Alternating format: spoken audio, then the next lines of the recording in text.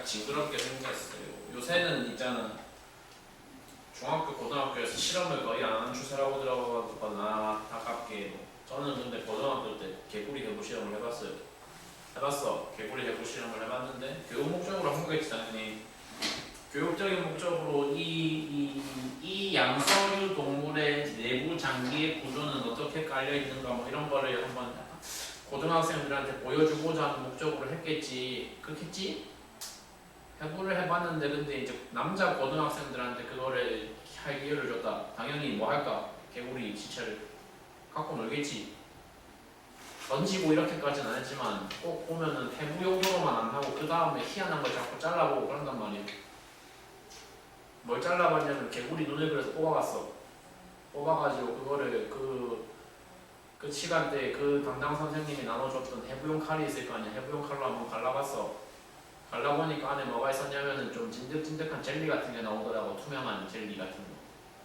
근데 안구의 형태라는 거는 눈을 달고 있는 생명체들은 다 비슷비슷하게 생겼거든. 지금 다 니네들도 나도 다 안구가 달려있는 상태잖아. 눈 생긴 거 다 달라요, 같아요? 달라요라는 대답은 사실 눈 안구의 형태가 다르다는 게 아니라 그 안구를 감싸고 있는 눈가의 피부의 형태가 달라요 이런 소리잖아. 그죠?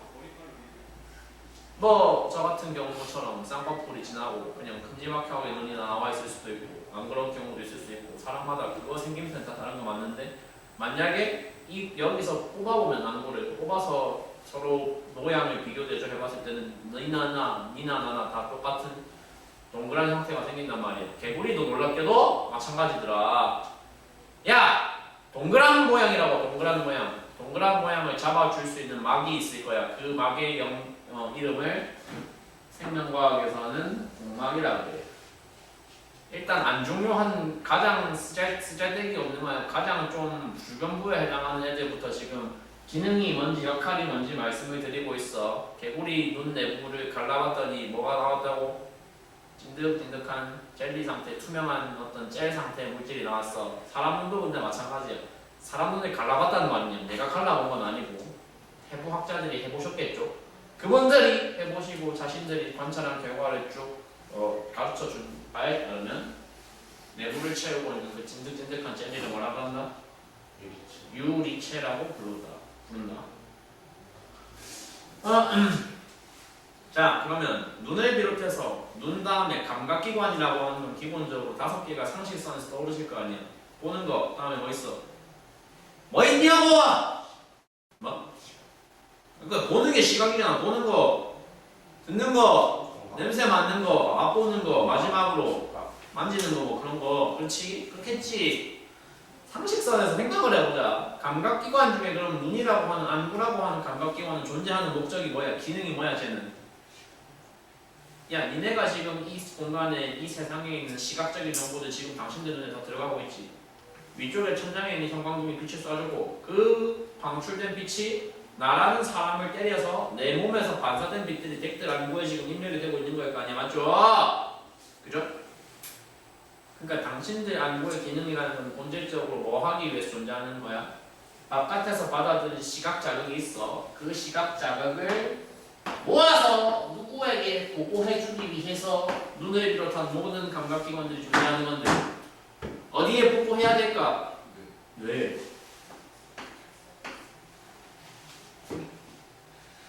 그러면 생각 잠깐 해보자. 그 시각신경이 존재하는 장소가 안구 내에서 가장 중요한 장소가 되지 않을까?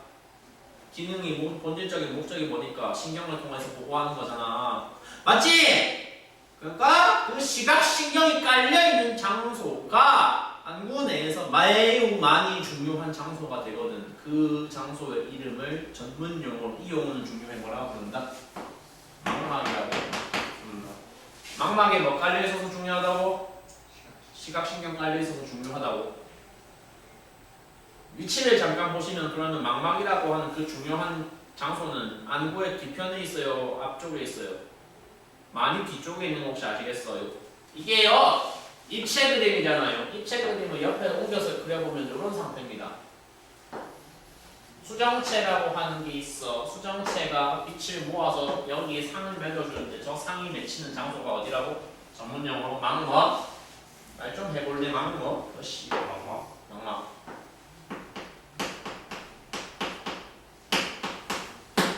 요게 빛이라는 건데. 근데 생각 잠깐 해봅시다.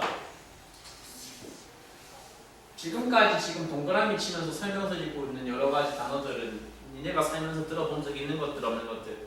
있는 것들 없는 것들 있다 손. 나는 공막이 뭔지 들어봤다. 유리체가 뭔지 들어봤다. 없지. 이상한 취향 가지신 분들 아니면 없을 거 아니야, 그치? 맞나? 근데 앞쪽에 있는 단어들 중에는 왠지 한번 들어본 거 있는 거 같은 거 있어요.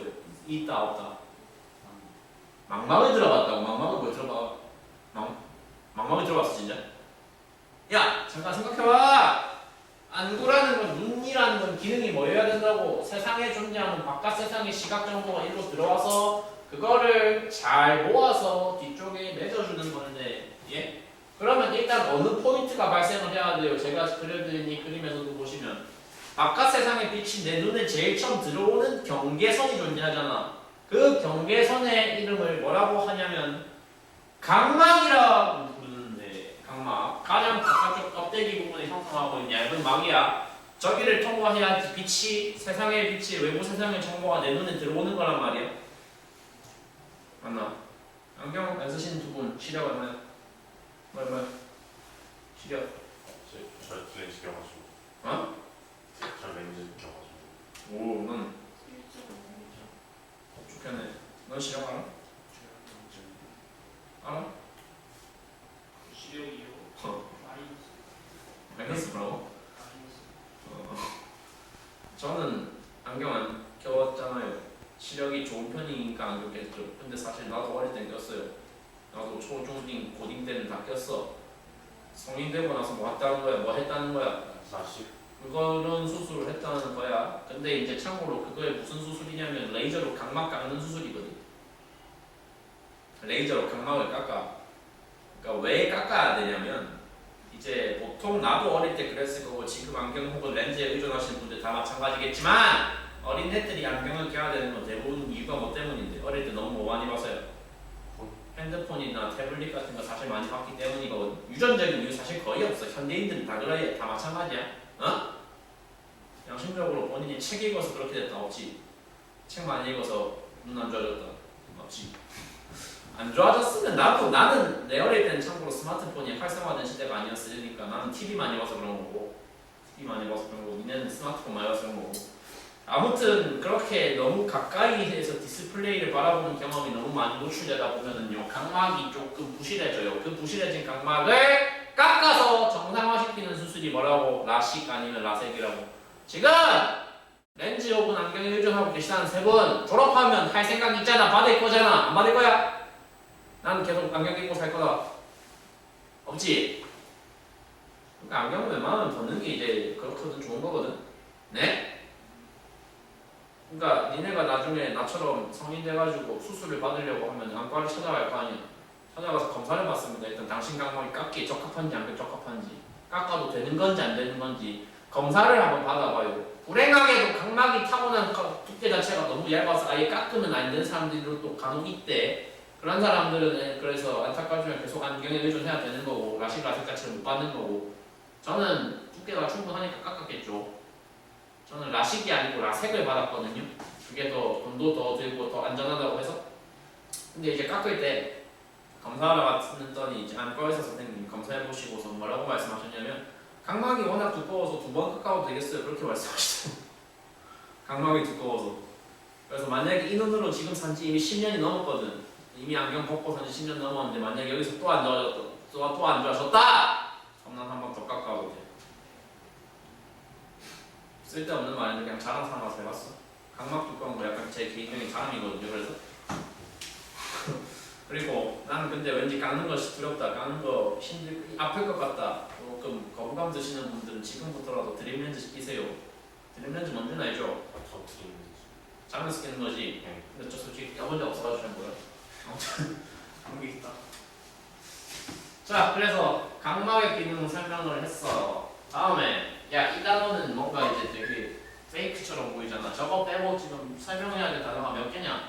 총 12개지. 맞지? 12개 중에 거의 절반을 지금 설명을 한 것 같아. 자, 그러면 이제 뭘 보자. 수정체라는 걸 볼게. 어릴 때 그런 장면 혹시 쳐본 적 있나? 햇빛에다가 돋보기 되고 햇빛 모아보는 장면 쳐본 적 있어? 네. 왜 했어? 미쳤어? 네. 하면 되려잖아. TV에서 보고 재밌어 보였어. 그러니까 불나잖아. 그걸 왜 하는?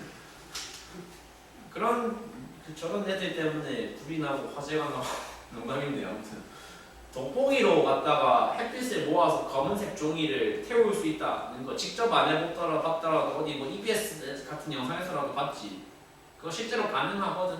그러니까 돋보기 기능이 뭐라는 건데 뭐 해주는 거, 빛을 뭐 해주는 거, 모아주는 거, 흩어주는 거.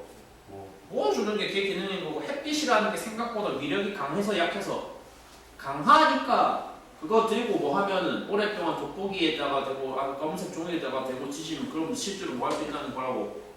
불 발생할 수 있다는 거라고. 오케이?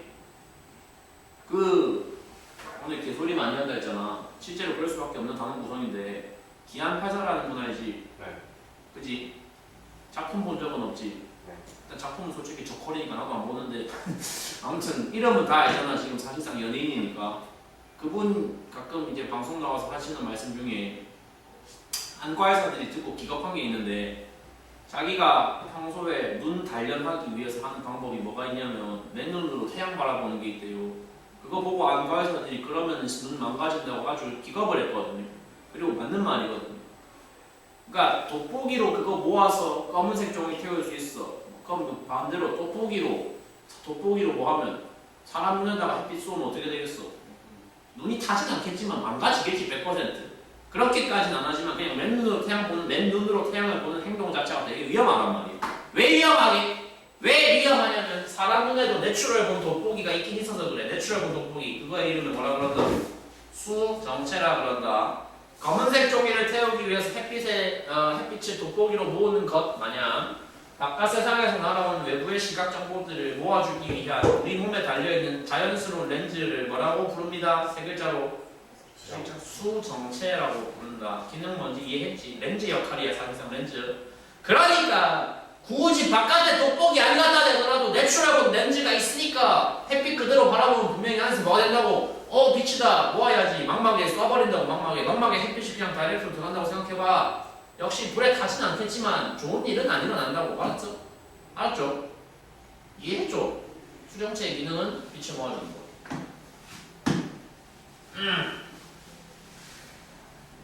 난 이 개인적으로 이 단원이 참으로 마음에 안 드는 건 그 부분입니다. 그래서 사실은 뭐가 마음에 안 드냐면 우리가 안과의사가 되고자 하는 게 아니라 황반이니 맹점이니 사실 굳이 알 필요가 없거든요.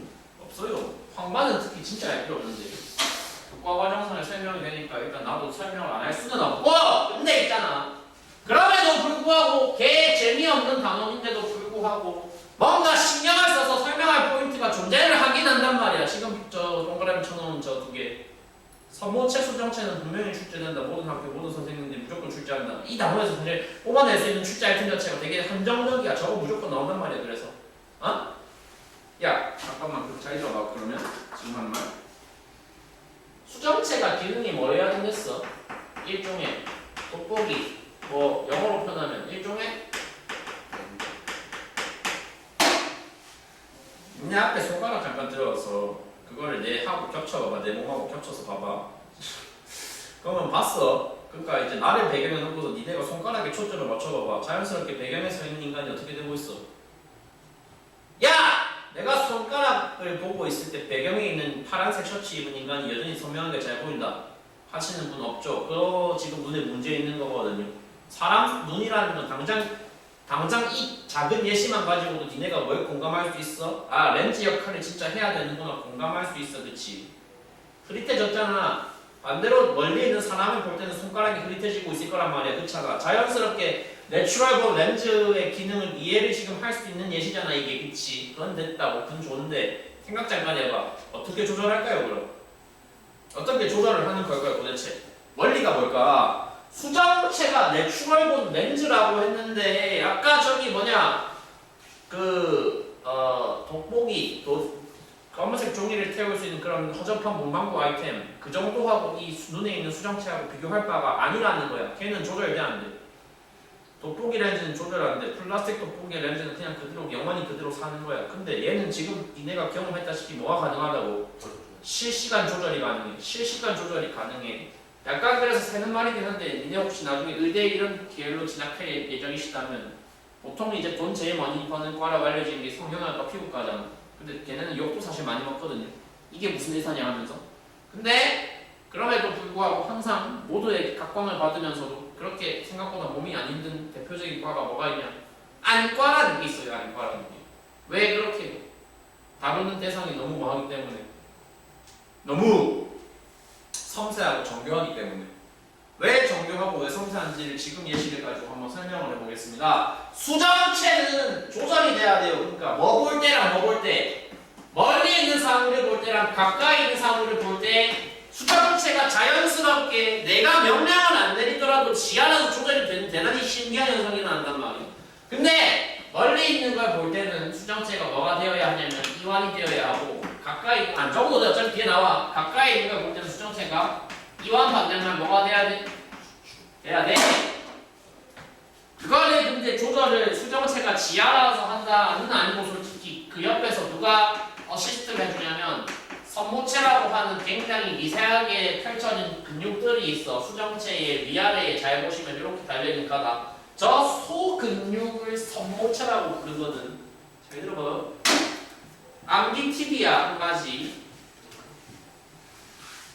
제가 뭐 종종 그렇게 물리와 물리 외 쓰레기들로 과탐은 구성되어 있다라고 말을 하기는 하지만 진심입니다. 진심이지만 그럼에도 불구하고 전 수능으로 뭘 선택했냐면 생지 선택했거든요. 제가 수능 칠 때는 그때는 나도 물리에 대해서 잘 몰랐을 때니까. 그래서 생명과학으로 어쨌거나 수능까지 뚫어본 사람이기 때문에 지금이야 이 과목을 디스를 해야 되는 입장이지만 그래도 학생의 관점에서 이 과목이 어느 부분에서 재미를 느낄 수 있는가는 정확히 알고 있다고. 생명과학 솔직히 존나 잘했거든.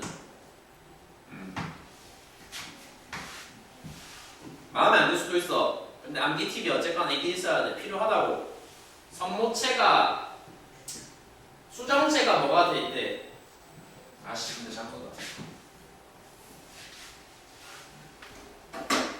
필기 안 했죠? 가까이 갈 때 수정체가 가까이 있는 걸 볼 때 수정체가 두꺼워져야 되고 멀리 있는 걸 볼 때 수정체가 얇아져야 됩니다. 외우라고 하는 포인트는 어디냐? 수정체를 두껍게 하기 위해서는 선모체가 뭐가 돼야 하냐? 선모체가 수축이 돼야 하고 수정체를 얇게 하기 위해서는 선모체가 뭐가 돼야 하냐? 선모체가 이완되어야 합니다. 야 이게 진짜 이렇게 할까요? 원리 설명이 없어? 없어! 어떻게 해 원리 설명은. 내가 뭐 의대 나온 사람도 아니고 일단 외울 걸 잘 외우자 이렇게밖에 얘기를 못한단 말이야. 외울 걸 잘 외우는 방법에 대해서 얘기를 할게. 생명과학은 어쨌거나 과목의 특성상 암기의 성격이 절반 이상이라고 했단 말이야. 잘 외울 수 있는 본인만의 키워드 이런 건 진짜 있어야 돼. 그러니까 내 방식 마음에 안 들면 인정할 게 좋단 말이야. 근데 대신에 다른 대안이라도 갖고 오란 말이야. 언제까지 선모체가 수축해야 수정체가 두꺼워진다 이렇게 큰 단어를 다 읊으면서 외울래? 문장을 다 읊으면서 외울래? 저는 그래서 보통 하는 방법들이 다 정해져 있어요. 사실 별거 아닙니다. 암기 팁이라는 걸 만들기 위해서 하는 방법들은 다 어지간하면 다 초성 하는 거야. 초성놀이 하는 거야. 초성놀이. 초성 퀴즈 하는 거라고. 그냥 아까 그 문장 쭉 읽어봐. 선모체가 뭐하면 수축하면 수정체가 두꺼워진대. 발음이 겹치잖아. 그래서 다 붙여서 그냥 섬수수도 이렇게 읽으라고 보통 제안을 하거든. 은근히 효과 좋다. 은근히 안 까먹는다. 섬수, 수두.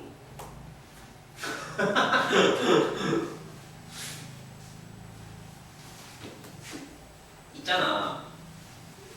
그런 게 있어. 근데 그러니까 지금 단원 구성이 우리 수가 넘어온 순서가 이제 화학을 했고 그 다음에 지구과학을 했고 3단원 내가지고 이런 좋은 과목이 있어 하면서 물리를 했고 이제 또 쓰레기 같은 단원을 하고 있잖아. 2단원 어떻게 진행했는지 잠깐 기억돼 살려봐. 기본 규칙이라는 거 말했지. 기본 규칙이라는 거. 그지? 그 기본 규칙 기억은 지금 좀 흐릿해져 있으시겠지만 기본 규칙 1번하고 기본 규칙 2번은 어떤 차이점이 있었죠? 1번 규칙은 순서는 좀 다를 수 있는데 지표면이 가열되면 공기가 뜬다. 공기가 뜨니까 저기 한다. 이렇게 갔었지. 2번 규칙이 뭐였어? 지표면이 일반 규칙이 짚으면 가열로 시작했으니까 이번 규칙이 뭐로 시작해야겠어?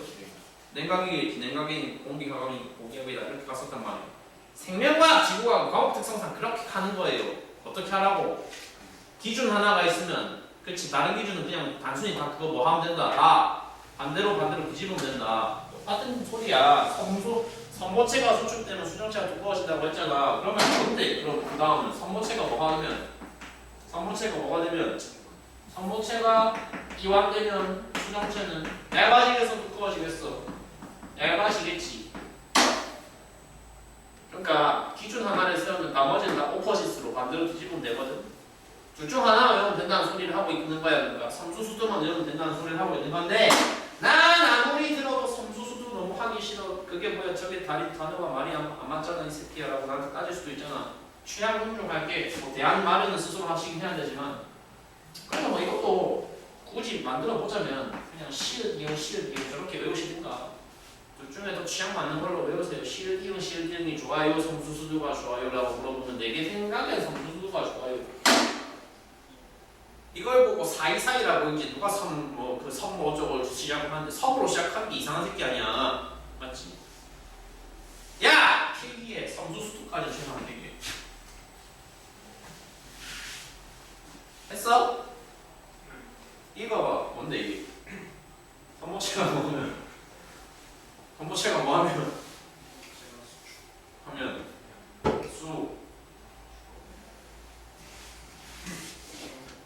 수요일이 그래. 그래서 일단 시험 출제 주된 포인트 1개 선모체와 주정체의 행동, 선모체와 주정체의 관계 설명을 끝냈습니다. 다음 멘트 읽어볼게요.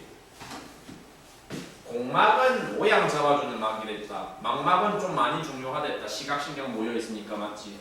그러면 의문 가질 수 있는 세 번째 막 사이에 낑겨 있는 막 뭐야? 맥락막은 도대체 뭐냐? 라고 나한테 물어볼 수 있어.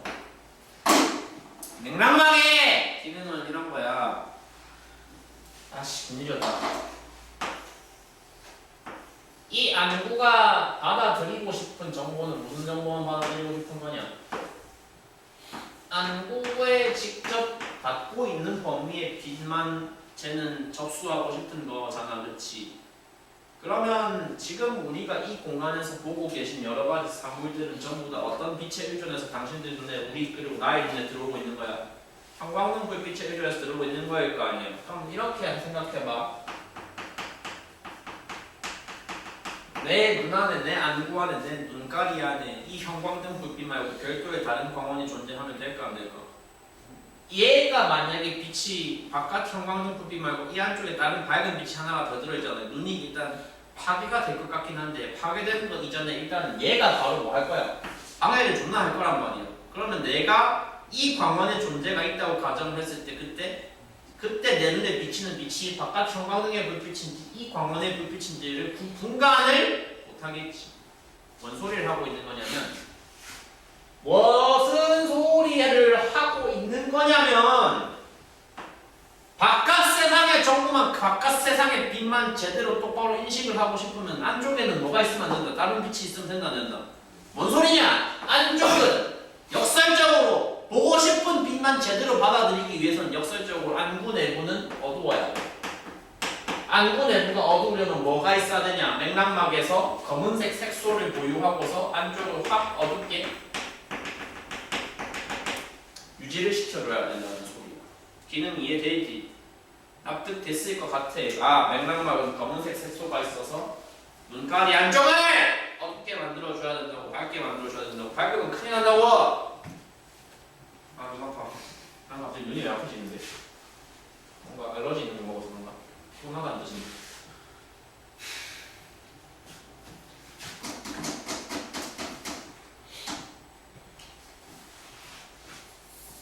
황반은 그럼 뭐고 맹점은 그럼 뭐냐? 나는 황반까지는 설명해도 괜찮다고 생각해. 중학교 과학에서 황반까지는 나도 설명할 뭐 내용이 나오면 설명할 의사가 있어. 봐! 황반이란다 말도 못하고 맹점까지는 그래. 맹점까지는 괜찮은데 황반은 진짜 좀 아닌 것 같단 말이야. 이때 176쪽 종이 보고 있지. 여기 또 왼쪽 사이드는 짠 그림 보시면 돼. 황반은 그래서 뭐냐? 어씨. 황반은 그래서 뭐냐?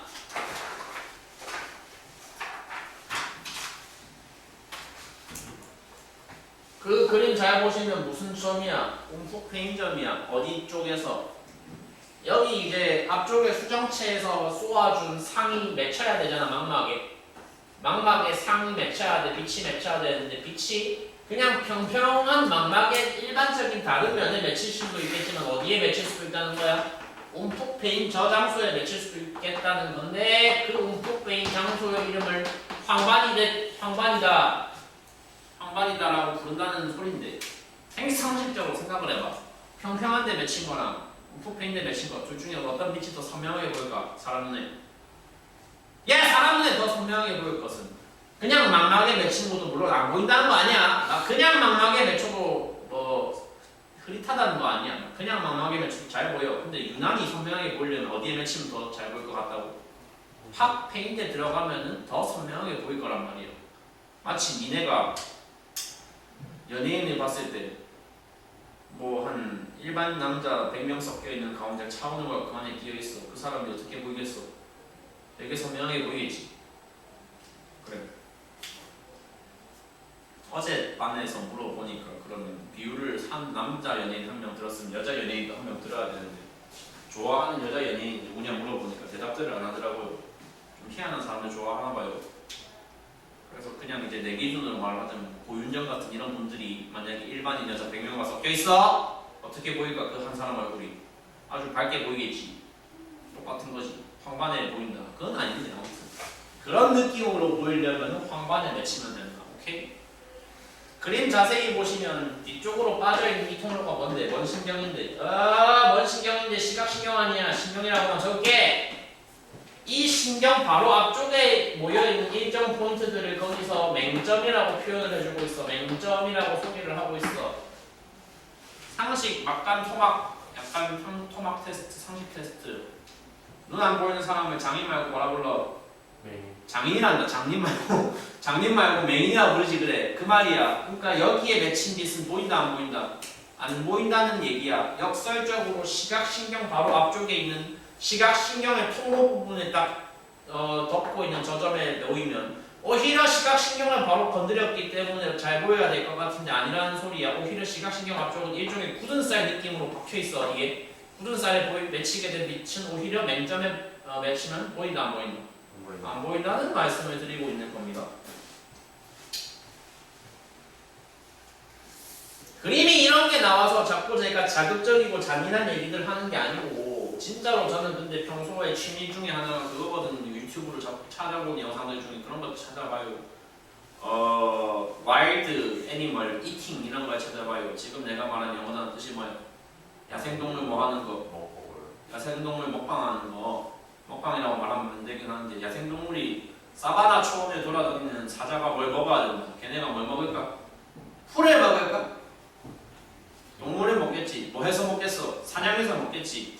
얼룩말이라든지 뭐 가젤 같은 거 돌아다니는 거 잡아가지고 목을 일단 이빨로 출혈을 내고 구멍을 내고 거기서 힘 빠지는 거 기다렸다가 고기를 뜯어먹는 그런 식으로 왜 재밌게 듣고 있어? 그런 식으로 사냥을 할 거 아니겠어? 맞지? 좀 이것도 그래서 개소리에 가깝긴 한데 사자라고 칠게. 사자는 눈이 진짜 저렇게 달려있어. 사자 눈은 진짜 사람 비슷하게 달려있어. 사자도 호랑이도 마찬가지야. 건강하면 집 가는 길에 뭐 사자, 호랑이 얼굴 정면샷, 눈 이런 거 쳐봐. 사자는 어떻게 코가 이렇게 좀 안 와닿으니까 눈가리가 어딜 바라보고 있다고? 진짜 사람 마냥 정면을 바라보고 있다고. 정면을. 그러면 새끼야 당연히 동물의 눈이 정면을 바라봐야지. 뭔 개소리냐? 아니야. 사자한테 제일 많이 잡아먹힌 놈이 누구? 무슨 말? 얼룩말은 진짜 눈가리가 이렇게 양옆에 달려있어. 마치 사시마냥. 근데 왜 그래야 될까요? 생존을 위해서 그래야 됩니다. 생존을 위해서. 왜 생존을 위해서 저게 왜 필요하게를 간단하게 설명을 해보자면 맹점이라는 건 이렇게 이해하면 돼요.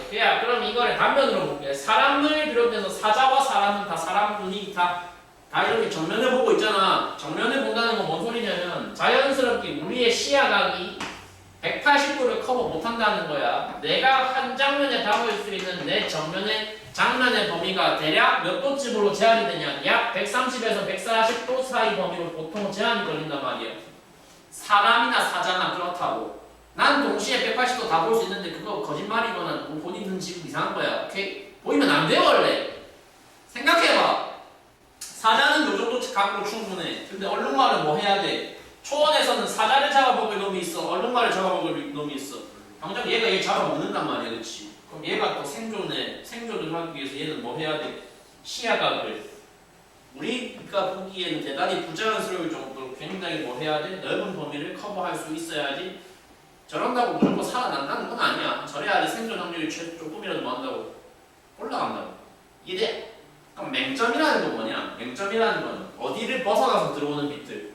나의 저는 시야각을 벗어나서 들어오는 빛들이 있으면 그거는 그 빛이 백날 들어와 봐야 내 눈에 보일 거다 안 보일 거다?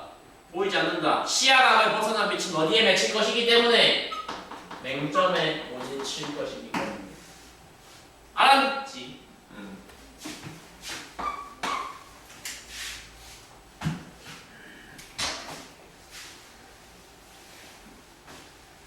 마지막 남은 거 홍채랑 동공이라는 게 남았어. 어이!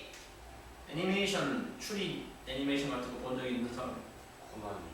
그거랑 뭐 코난, 김전일 아니면 미드 뭐 보는데?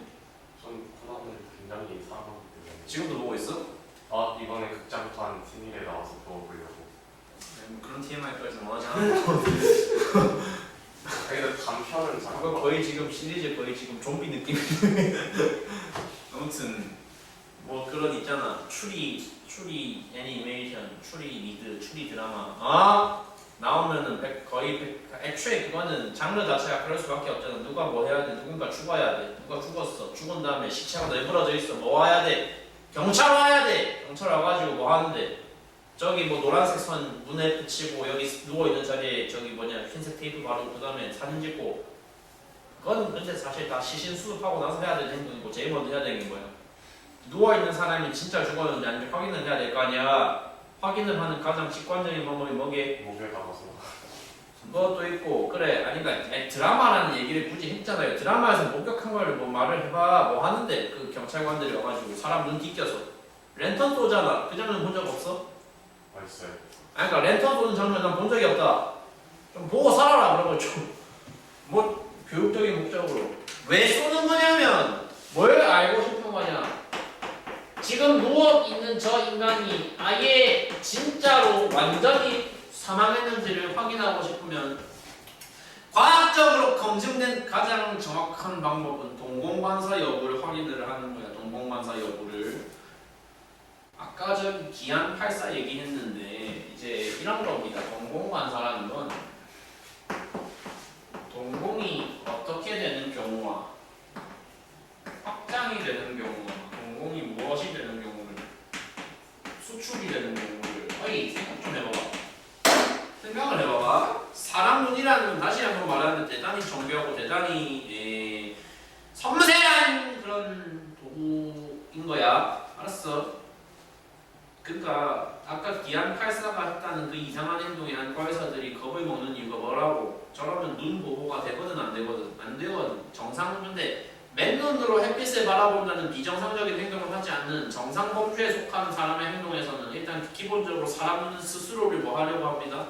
스스로를 보호하기 위한 매뉴얼들이 다 세팅이 되어 있어요. 예를 들어 갑자기 강한 빛이 밝은 환경. 내가 어두운 공간에 있다가 갑자기 주변이 확 밝아져 버렸다.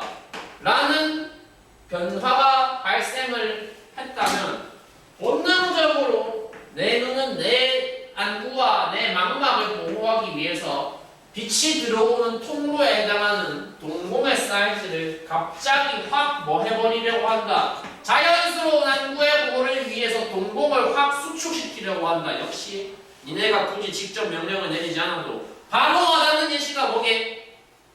아침에 일어날 때 본인 힘으로 알아서 일어난다. 거수 손들어. 나 말을 나갔어. 뭐라고 하는 거예요? 야! 손 안 든 사람들은 그럼 어떻게 일어나는데? 어떻게 일어나는데? 그러니까 아침에 보통 일어날 때 지금은 오히 방학이니까 특별히 아침 일찍 니네를 강제로 깨워야 될 어떤 의무는 없는데 학교 개학을 해서 다시 학교를 갔어. 몇 시까지 등교해야? 9시까지지. 7시라고 불쌍하다. 9시까지 등교를 해야 되는 사람들이면 아침은 거른다 치고 씻고 최소한 씻고 나가긴 해야 될 거 아니야. 씻고 나가려면 8시에 눈 떠야 되잖아. 정상적으로 내가 내 힘으로 혼자 못 일어나는다. 아직 습관이 안 잡혀져 있다. 그럼 누가 깨워줘 보통? 알람이 왜 깨워져? 그래 뭐 넌 기숙사 다니면 그럴 수 있고 아무튼 보통의 경우라면 부모님이 깨워주거나 부모님이 아니면 다른 가족이 깨워주겠지. 그치? 자고 있었어. 내가 잘 자고 있었어. 그냥 이제 이불 덮고 정상적으로 천장 바라본 상태로 바로 누워 자고 있었어. 갑자기 부모님이 들어왔어. 말로 안 하고 갑자기 불을 확 켰어. 어떻게 돼? 갑자기 그렇게 부모님이 불 켰을 때 눈 번쩍 뜨고 일어나는 사람 미친 거죠. 그거 불가능합니다. 본능적으로 다 어떻게 일어나는데 인상 잔뜩 찜뿌리고 일어나잖아. 그게 니네 성격이 특별히 나빠서 그런 게 아니라 그냥 본능적인 거야. 뭐 해야 되니까. 갑자기 이 형광등의 밝은 불빛이 내 눈을 건드리고 있는데 뭐 해야 된다고? 보호해야 된다고. 눈을 가리거나 아니면 찌푸리기라도 해가지고 어떻게든 갑자기 빨간 빛이 내 눈을 때리지 못하도록 내 안구를 최대한 보호하면서 일어나야 된다고. 뭔 말인지 알았지? 응? 밝아지면은 그러니까 경찰관들이 이걸 했는 이유도 뭐 때문이다. 만약에 이 사람 아직 숨이 붙어 있다면 내가 헤드랜턴을 이 사람 안구에 확 가까이 붙여서 밝혀봤을 때 자동으로 그 안에서 그 사람의 홍채가 넓어지면서 홍채가 확장되면서 동공을 수축시키는 동공반사라는 현상이 오토매틱하게 자동으로 일어난다는 것을 모두가 다 알고 있기 때문이에요. 알았어? 알았냐고? 그러니까 홍채가 확장돼야 동공이 수축된다고 해서 그럼 홍채라는 게 대체 뭔데? 홍채는 동공 주변을 둘러싸고 있는 소근육을 말해요. 수정체를 두께 조절을 시켜주는 소근육을 이름을 뭐랬다? 삼도체랬어. 동공의 크기를 조절시켜주는 주변의 소근육을 말한다고. 홍채를 한다고. 홍채. 응? 밝아졌어. 주변이 갑자기 밝아졌을 때 홍채가 넓어지면서 홍채가 확 펴지면서 동공을 수축시켜. 그러면 생명과학, 지구과학은 이런 코드로만 이런 방식으로만 이해도 충분하다고. 어두워지면 어떻게 되어지겠어? 주변이 갑자기 뭐가 되면 어두워지면 홍채가 넓어져야 될까 좁아져야 될까? 수축이 되면서 자연스럽게 동공이 확장돼야 되겠다는 건데 그냥 반대로만 다 뒤집으면 되니까. 야! 지금 적고 있는 저 두 번째 말도 와닿는 예시가 있냐? 있어! 뭐가 있게? 내가 어느 날 딱히 근데 뭐? 고양이? 어두운 데서 아닙니다. 지금 저기 남친이나 여친 있는 사람 있어 본 사람이라고 말하면 좀 기분 나쁘실 수도 있긴 한데 아무튼 공감이 잘 안 되실 것 같긴 한데 아무튼 뭐 이렇게 가정을 해볼게요. 헤어졌어요. 오늘 며칠이야? 2월 22일이야? 2월 22일에 내가 2026년 2월 22일에 사귀는 사람한테 이제 차였다고 가정을 해봐. 이제 기분이 되게 안 좋을 거 아니야? 나중에 경험 다 해보시면 아시겠지만은 기분이 안 좋다는 게 화가 난다 이제 그냥 허탈하고 슬프고 일단 그렇거든요. 상대방한테 애정이 남아있는 상태로 그게 됐다면 우울하단 말이야. 되게 우울해. 우울한 상태니까 이제 집에 가서 아무도 건드리지 말라고 한다면 그냥 방에 들어가. 우울하니까 커튼도 시커멓게 쳤어. 햇빛 달빛 들어오지 못하게 쳤어. 불 다 껐어. 불 다 끄고 커튼 치고 그냥 이제 완전 어두운 상태로 이제 침대에 올라갔어. 올라가가지고 그냥 뭉클이고 있어. 그 상태를 가정을 해봐.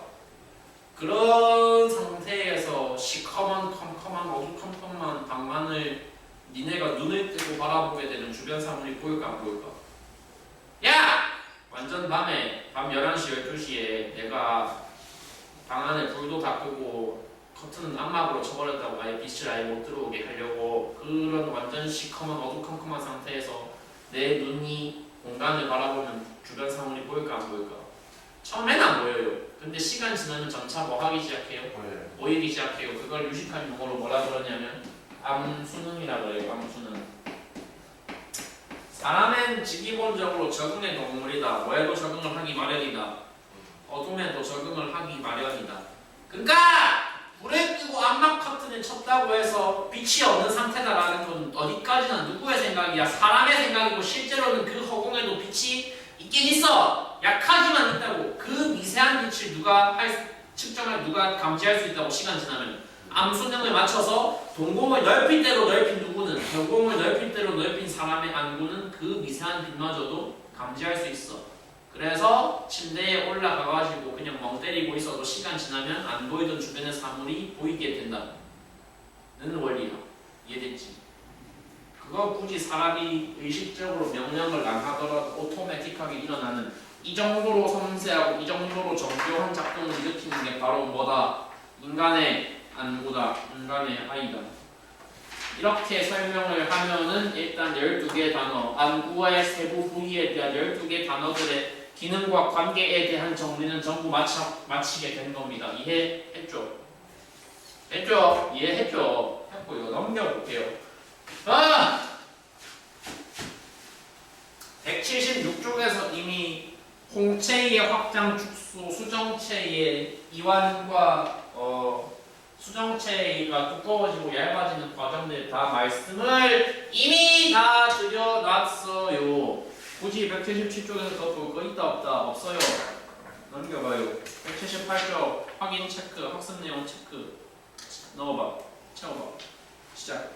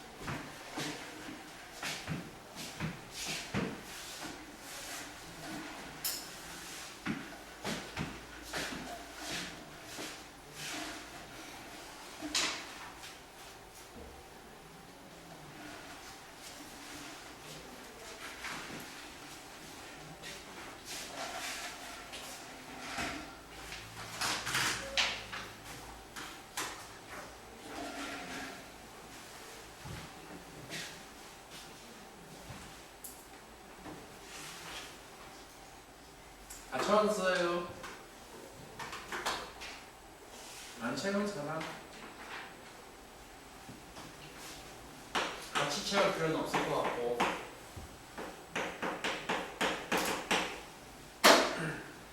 근시라는 단어랑 원시라는 단어 혹시 차이점 알아? 근시는 가까운 게 잘 보이는 거기, 먼 게 잘 보이는 거기. 가까운 것만 잘 보이는 거고, 원시도 마찬가지로 안경에 의존을 하셔야 되는 시각적인 어떤 문제인데, 원시가 발생한 사람들은 가까이 있는 게 오히려 잘 안 보이고 멀리 있는 게 잘 보여.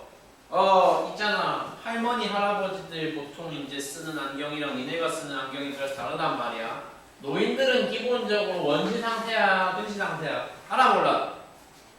원시 상태셔. 그러니까 나이를 먹었다, 내가 몸이 노화가 되었다라는 걸 확인할 수 있는 가장 슬픈 징후가 슬픈 징후 중에 하나가 뭐게요?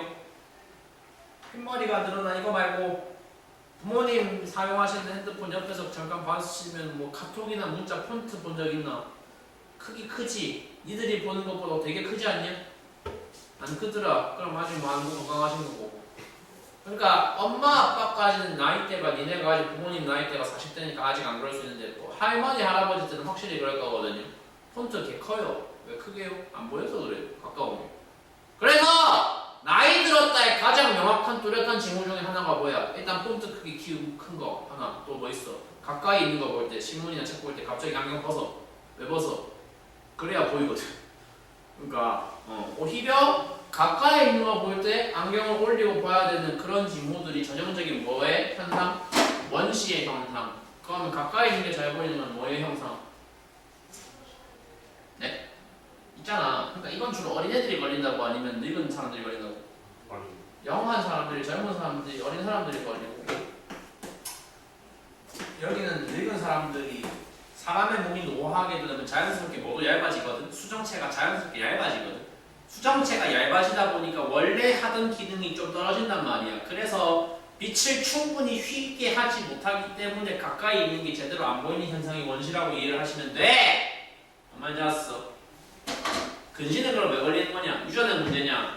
유전의 문제라기보단 다 이것도 생활 습관의 문제야. 워낙에 뭐만 자주 보다 보니까 그거 포함해서 가까이 있는 것만 계속 보다 보니까 그냥 그러면 눈이 이렇게 인식한다고 내가 굳이 멀리 있는 걸 볼 필요가 없는가 보구나라고 생각을 하기 때문에 근시가 걸리는 거야. 수정체가 기본적으로 뭐가 된다 이건 수정체가 기본적으로 두꺼워진다 얇아진다. 얘는 계속 그런 잘못된 생활 습관이 누적이 되게 하고 수정체가 정상보다 두꺼워지는 경우인데 원시는 자연스러운 노화 과정에 의해서 이건 적으세요. 수정체가 점점 어떻게 되는 거? 얇아지는 과정이 누적이 되면 그것은 원시 상태가 되는 겁니다. 그래서 있잖아, 전 세계 모든 나라 통틀어서 자연스러운 그냥 태어난 사람들의 자연스러운 유전적인 시력이 가장 좋기로 알려진 나라가 어디야? 몽골이야. 왜 그 나라 사람들이 그렇게 시각이 시력이 좋다고 알려져 있어? 그쵸? 한국 마냥 뭐가 잘 없어요. 시야를 가로막는 건물이 많이 없어요. 초원이에요, 초원. 아직도 저기 옛날 원나라 시대 마냥 말 타고 뛰어다니는 것까지는 아니지만 어쨌거나 탁 트였다고 시야가 기본적으로. 여기서 오늘 그러니까 눈가리를 소재로 한 얘기 중에 기억해야 되는 거 단어는 일단 처음에 성수수두. 두 번째 얘기할게. 많이 이거는 진짜 좀 너무 유치해. 내가 봐도 개유치하고 들었을 때 거부감도 더 클 것 같아. 아마도 성수수두보다 더 오히려 성수수두가 더 나았구나 이렇게 생각할 것 같아. 어린애들이 걸리는 근시는 뭐로 교정해야 된다 그래서 렌즈는 렌즈인데 오목한 렌즈로 교정을 해야 된다 아니면 볼록한 렌즈로 교정을 해야 된다. 전화왔잖아. 오목한 걸로 교정을 해야 된다. 볼록한 걸로 교정해야 된다. 어린애들이 걸리는 근시라는 시각장애는 오목한 걸로 교정을 해야 된다. 나이 드신 분들은 뭘로 교정해야 된다? 볼록 렌즈로 교정해야 된다. 그러니까 얘는 뭐라고? 애초에 근자 자체가 뭔데? 가까울 근자 아니야? 가까울 근자. 그럼 가까이 있는 게 잘 보이고 멀리 있는 게 안 보이는 거지. 가깝다, 가까이라는 단어를 영어로 표현하면 뭐라 그래? 클로스. 너무 좋은 표현이 너무 고급 단어고 그거보다 더 부사 중에 확 와닿는 거 니어라 그래. 니어. 그래서 니오 이렇게 외우라고 보통 말하는 니오. 다시 한번 말하는데 생명과학 암기할 때 뭐 하라고? 하나만 기준 잡으라고. 이오목이라고 기준을 잡아. 이오목이라고 기준을 잡으면 얘는 어쩌라고? 그냥 반대니까 알아서 외워! 라고 얘기를 하면 될 것 같아. 알았지? 다시 한번 말하는데 마음에 안 들면 대학은 스스로 말해야 돼. 알았냐고? 네. 적어라. 근시는 뭐로 교정한다고? 원시는 뭘로?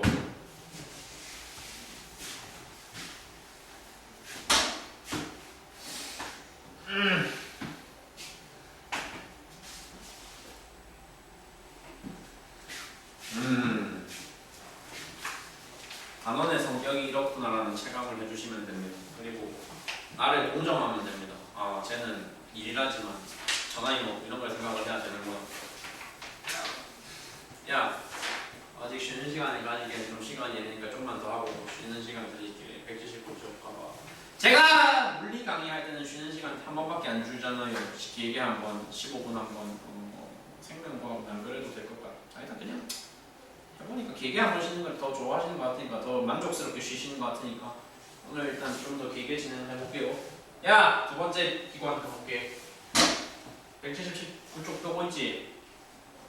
순서 자연스럽게 잡으면 있잖아. 순서를 자연스럽게 잡아봐. 보는 거 충분히 보고 시야에 대한 보는 거에 대한 얘기 충분히 했어. 그럼 그 다음에 뭐 해야 될 것 같아? 순서상 보고 듣고 순서로 가야 될 거예요. 야, 그래서 이제 귀때기에 대해서 자세히 보겠다 이거야. 역시 이것도 부위별 명칭 기능을 알으셔야 되겠죠? 일단 결론이 뭐였냐면 사람 안구에서 일단 가장 본질적으로 중요한 장소가 어디야? 어쨌거나 시각신경 모여있는 장소였어. 그게 어딘데? 망막이지. 망막이 있어야 일단은 빛을 내가 받아들일 수 있는 거 아니야. 비슷하게 귀에서도 보면 가장 뭐지? 뭔가 과학에 크게 관심 없는 비전문가들도 보편적으로 알고 있는 귀라고 하는 청각기관에서 가장 그래도 보편적으로 알려져 있는 어떤 단어 하나. 베토벤이 자기 아빠한테 맞아서 망가졌다는 그거. 다시 말해봐. 귓바퀴가 망가졌다고. 살면서 베토벤 귓바퀴 망가졌다는 얘기 들어본 적이 있어. 야 잠깐만 생각. 귓바퀴라는 건 니네가 귀로 만질 수 있는 이 주름을 다 귓바퀴라고 하는 거거든. 이거 망가진다고 귀가 안 들릴까? 아니지 않을까? 누가 봐도 가장 중요한 기관이 어딘데? 고막이지. 고막 아닌가요? 누가 봐도 아닌 것 같네요. 아무튼 베토벤이 망가진 기관이 어디라고? 고막이거든. 왜 이제 뭐 우리에게 알려져 있는 어떤 스토리상으로는 아빠가 음주운전자가 아니고 뭐라 해야 되지? 알코올 중독 그런 느낌이어가지고 어린애를 잡아 패다가 이제 그런 사건이 벌어졌다라는 설정으로 제가 알고 있는데, 아무튼 좀 섬세한 기관이라 이거야. 쟤도 섬세한 기관이니까 너무 큰 소리로 때려도 된다는, 사람 손으로 때리는 건 당연히 안 되고 소리도 너무 크게 지르면 된다는 여기 안 된다고. 보호하기 위해서는 좀 무슨 진동으로 얘를 건드려 톡톡 건드려줘야 돼? 얘를 건드리는 진동은 다소 조금 작은 진동으로 부드럽게 건드려 주셔야 된단 말이야. 고막을 건드릴 때는. 근데 이제 저렇게 고막을 건드려주는 진동이라는 건 결국엔 다 음파일 건데, 음파 바깥 세상의 소리 자극일 건데, 그 소리 자극을 지금 니네도 다 내가 하는 말들이 본인들 귀를 자극시키니까 말소리를 듣고 있는 거 아니겠어요? 그 말소리가 화공을 막 돌아다닐 때 어디를 타고서 귓바퀴를 타고서 귀 쪽에 귓구멍에 모이게 되고, 그 귓구멍을 타고 어떻게 한다? 웨이도라는 통로를 지나서 고막을 향해서 시원하게 진행을 하면 고막을 건드릴 수 있는 그런 준비가 완료가 된다는 겁니다. 웨이도라고 했다. 웨이도. 귓바퀴에서 소리를 모으면 어디를 지나쳐서 고막을 건드린다고? 웨이도를 지나쳐서 고막을 건드린다고. 집에서 혹시 부모님이, 특히 엄마겠지, 귀 파주는 사람 다행히 없네요. 네, 이게 이제 니네하고 나하고의 세대 차이인데, 우리가 어릴 때까지만 해도 좀 잘못된 건강상식 중에 하나가 그거였거든. 귀지가 뭔지 알지? 귀지. 이거 안쪽에 먼지 같은 게 쌓이잖아. 먼지 같은 게 쌓여가지고 사람 몸에서 나오는 어떤 기름때하고 이제 섞이면 자연스럽게 형성되는, 기능적으로만 따지면 사실 코딱지하고 되게 비슷한 건데 코딱지보다는 훨씬 위생적인 느낌 아닌가? 그치? 귀지도 뭐 솔직히 그렇게 좋은 건 아니긴 하지만 어쨌거나 코딱지 마냥 되게 혐오스러운 느낌까지도 아니란 말이에요. 뭐 이거 파면 돼 안 돼? 안 돼. 나 어릴 때까지는 좀 잘못된, 그러니까 상식들이 그렇게 보편적이지 않은 시대였어가지고 좀 부주의한 부모님들이 그냥 팠다고 넣어서, 귀이개라고 하는 좀 금속성 막대기 넣어서 팠다고, 이비인후과 의사들이, 귀를 전문으로 보는 의사들이 절대 하지 말라고 하는 행동 1위가 그거야. 그거 절대 뭐 하면 안 돼. 이 웨이도라는 사람의 귀의 통로 부분을 그런 금속성 막대기로 억지로 건드리면 돼 안 돼? 절대 안 된다는 거야. 파열된데 그거 잡고 하면. 네? 안 파줘. 그러니까 니들 다 파는 사람? 안 파는 걸로 알게. 근데 있잖아, 안 파는, 제가 어릴 때 이거 가지고 되게 그래서 고통을 많이 받았는데, 자꾸 누워보래요. 누워가지고 그 귀 막대기 내 귀에 넣어가지고 파는 이벤트를 자꾸 벌렸거든요. 근데 부모가 특별히 악의가 있어서 그런 게 아닌 거란 말이야. 그때 당시에는 그렇게 해도 되는 건 줄 알았던 거고. 첫 번째로. 두 번째, 이거 일단 저는 되게 싫어했는데, 나는 왜 싫어했냐? 아파요. 다 떠나서. 다른 걸 다 떠나서 그냥 아파. 순수하게 아파. 금속 막대기가 여기를 긁고 나간다는 게 되게 아픈 느낌이라고 나한테는 그랬거든. 근데 그러니까 부모님이 그게 아픈 걸 알았으면 안 시켰겠지. 안 해줄려 했겠지. 무슨 소리게? 본인은 아팠던 걸 몰랐다는 거잖아. 이 행동이 아프다는 걸 몰랐다는 거잖아. 왜 몰랐게요? 본인은 해봤을 때 안 아팠거든. 자기 귀 직접 쑤셨을 때 안 아팠거든.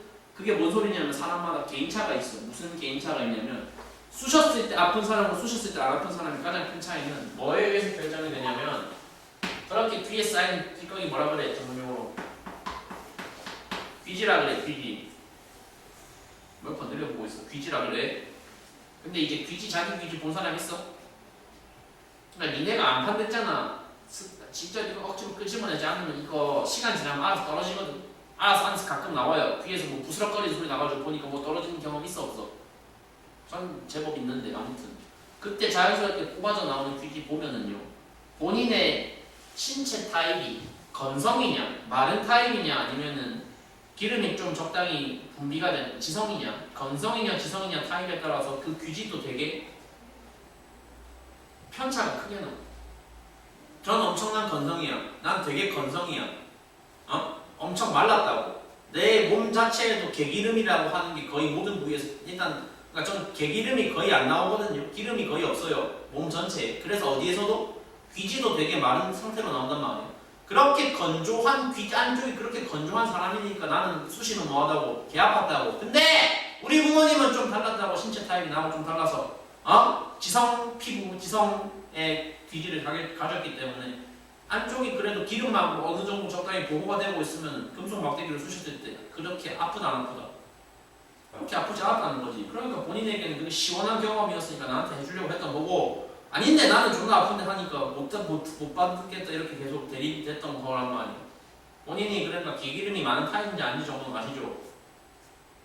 예? 그거에 따라서 아마 본인들의 귀지도 건성인지 지성인지가 결정이 됩니다. 아무튼 난 대단한 건성이고 개기름이 많이 없는 타입이고 그래서 귀지도 엄청나게 건조한 사람이다. 귓바퀴와 외이도의 기능에 대해서 그렇게 이해를 했고 자 그래서 아무튼 그렇게 외이도를 거쳐가지고 외부에서 날아온 진동이 내 고막을 건드려주면 다시 한번 말하는데 고막을 건드려야 되는 저 외부의 진동은 강한 진동, 약한 진동 약하고 작은 진동이어야지 고막이 보호가 되는데 그런데 고막을 보호해야 한다는 거하고 무관하게 어쨌거나 사람의 귀도 목적은 뭐야? 아까 눈에서 시신경을 통해서 시각신경을 통해서 뭐 하는 것처럼 뇌에다가 이런 정보 왔어요 라고 보고를 올리는 것처럼 뭐도 귀도 뭐 해야 돼? 보고를 올리는 게 주 목적일 거 아니야. 뇌한테다 이제 신고를 해야 된다고 정보를 갖다 바쳐야 된다고 이런 소리 자극이 들어왔어요. 그러기 위해서는 작은 진동으로 받았다 할지라도 뭐 해야 돼? 보고할 때는 명확하게 보고해야 돼. 그러니까 중간에 무슨 절차가 있어야 된다는 얘기를 하고 있다. 중간에 이 작은 진동을 좀 커다란 신호로 확 뭐 해주는 키워주는 절차가 반드시 필요한데 그 절차를 담당해주는 기관을 귓속뼈라고 부른다. 이해되죠? 귀는?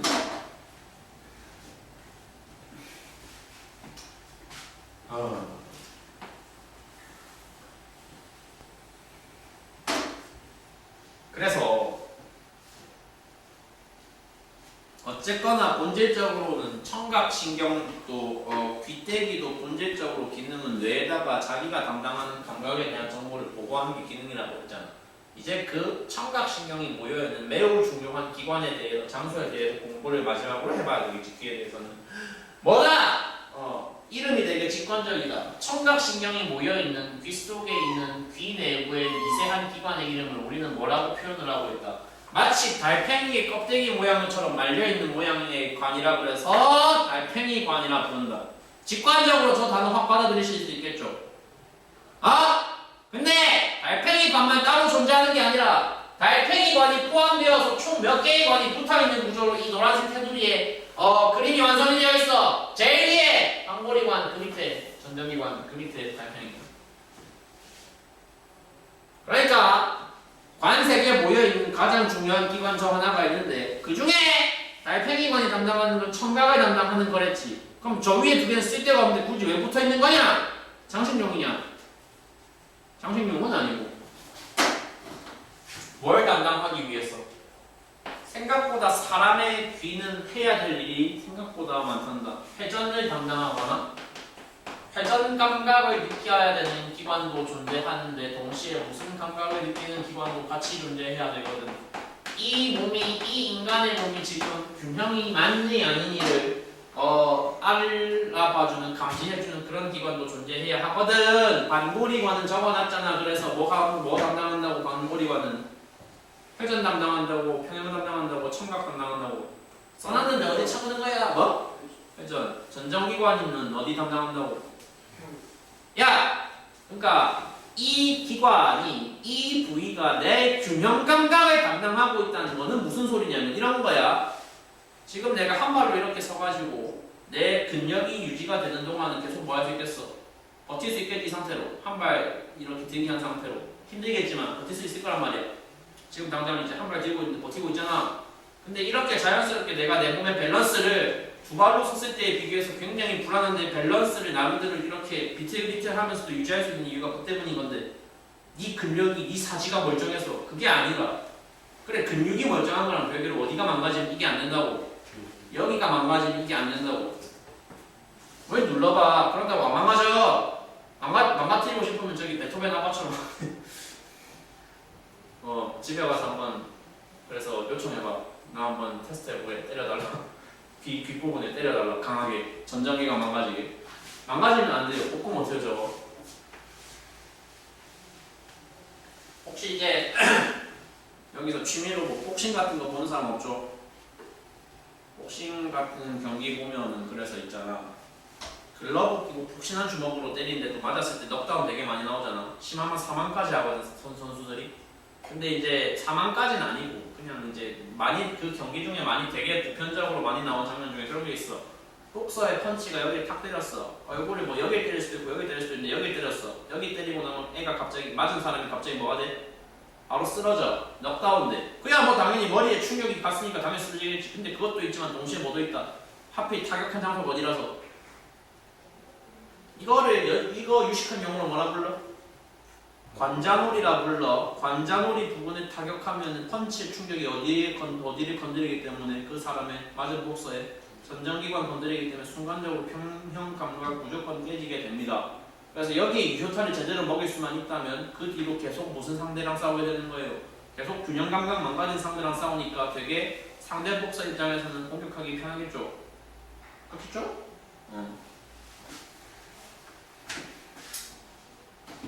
그러면 나와 있는 그 단어들 다 설명했는데 유일하게 아직 남은 거 뭐 있어? 귀인두관이라고 있어. 귀인두관은 그러면 기능이 무엇이냐 했을 때 이거 사람 머리야. 사람 머리고 양쪽에 솟아있는 게 사람 귀 표현한 거야. 귀. 야! 비행기! 타봤지? 안 타본 사람 없지 일단. 타보면 이륙할 때쯤에 귀가 양쪽 귀가 좀 무슨 느낌을 받는 데가 항상 있어요. 먹먹해요. 먹먹하다고 표현해요. 아무튼 불편해요. 그죠? 그 불편한 이유가 뭐 때문이죠? 니네가 지금 2단원을 아무튼 듣고 나서 2단원을 선수강하고 나서 넘어와서 4단원을 듣고 있는 거지 않습니까? 기압에 대해서 어느 정도 아신단 말이야. 기압에 대해서 알고 있는데 높이 올라가 비행기 타고 내 몸이 비행기 고도에 맞춰서 같이 올라가면 주변의 기압은 그렇게 성층권까지 근접했을 때의 주변의 하늘의 기압은 점점 낮아져 높아져 높이 올라가면 낮아진다고. 근데 사람 몸 안에도 공기가 있어 없어? 있어. 그래서 사람 몸 안의 공기 분자는 굳이 뭐 딱히 이 사람의 몸이 비행기가 뜬다는 이유로 딱히 사람 몸 내부의 기압이 낮아질 필요는 없는데 누구는 확 약해진다고.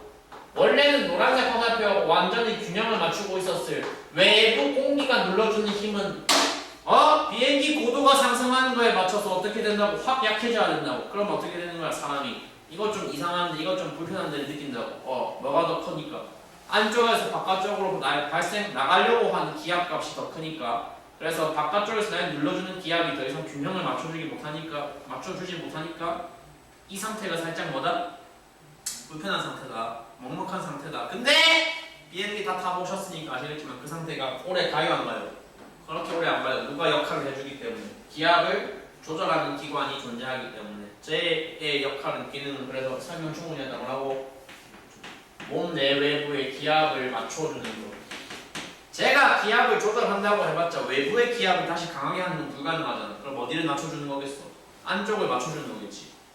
안쪽을 맞춰주는 거겠지. 그렇지 않을까? 그래. 이해할 부분들 하고 계시고 적당히 암기할 부분들도 하고 계신 것 같아요.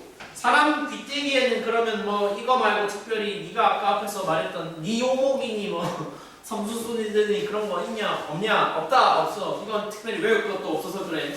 출제 비중이 좀 낮아. 압도적으로 눈, 코, 귀의 피부 중에 뭐가 압도적으로 출제 비중이 많을까 그거. 눈이야 당연히 눈이 제일 할 말이 많았어. 귀 솔직히 할 말이 가지 없어. 야 귀가 할 말이 이 정도밖에 없으면 누구는 그 다음 페이지 넘겨 181쪽. 누구는 181쪽 누구는 코랑 후각과 미각을 묶어서 심지어 나와 있잖아. 왜 묶어서 나와 있게? 할 얘기가 없어서. 할 얘기가 없어서도 있고 동시에 뭐도 있고 솔직히 얘네 작용이 동시에 일어나는 것도 있고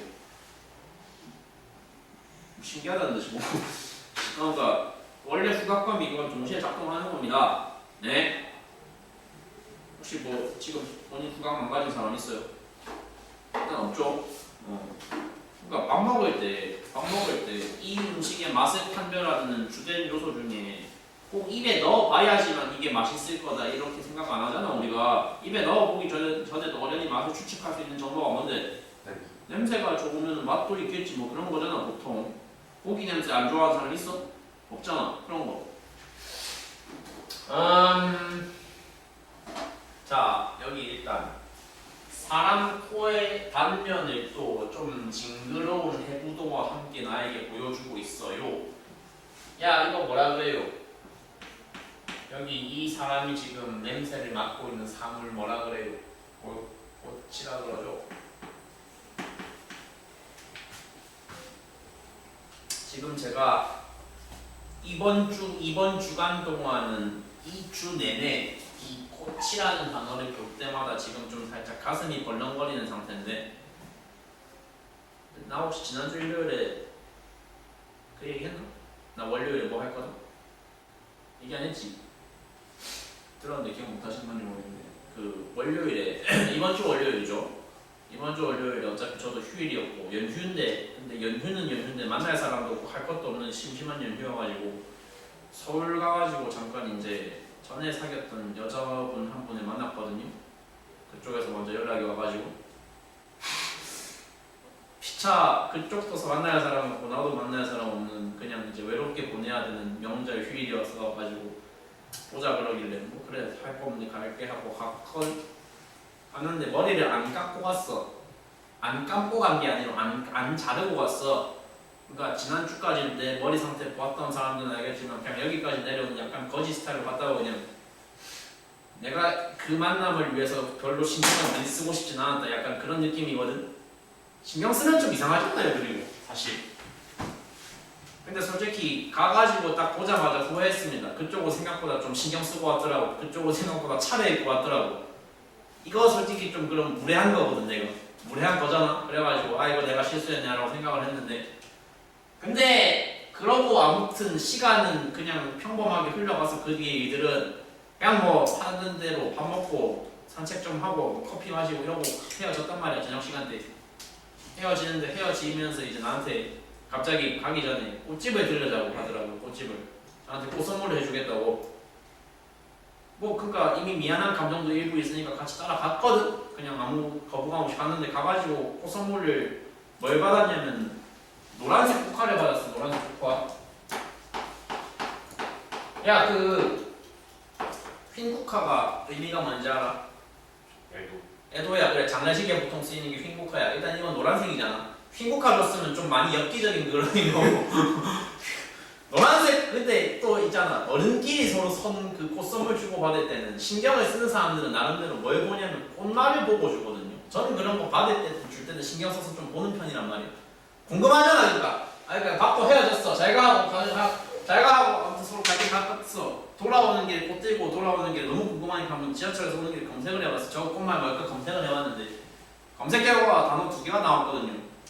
첫 단어가 뭐가 나왔냐면 짝사랑이라는 단어가 나왔고 두 번째 단어가 뭐가 나왔냐면 두 번째 단어가 개인적으로 좀 충격적이었는데 두 번째 단어가 실망이라는 단어가 뜨더라고. 실망이 뜨는 그래가지고 세 셋 중에 하나잖아. 이게 확률이 사전적으로는 셋 중에 하나잖아. 아무런 생각 없이 줬다, 아무 의미 없이 줬다가 있을 수 있고, 이걸로 줬다가 있을 수 있고, 저걸로 줬다가 있을 수 있는데 사전적으로는 세 개긴 한데 일단 두 번째 케이스는 너무 말이 안 되니까 지웠거든. 직접 이거 받고 돌아와서 물어보진 않고 있어. 연락을 차마 일단 못하고 있어서 안 하고 있는데 개인적으로 그래서 지금 궁금한 상태야. 과연 뭘까? 솔직히 이거 웃긴 거지 않습니까? 근데 실망이라는 건 기대를 할 만한 관계에서 하는 건데 기대할 게 없잖아요. 지금 기대할 게 뭐 있는데 저는 그거예요.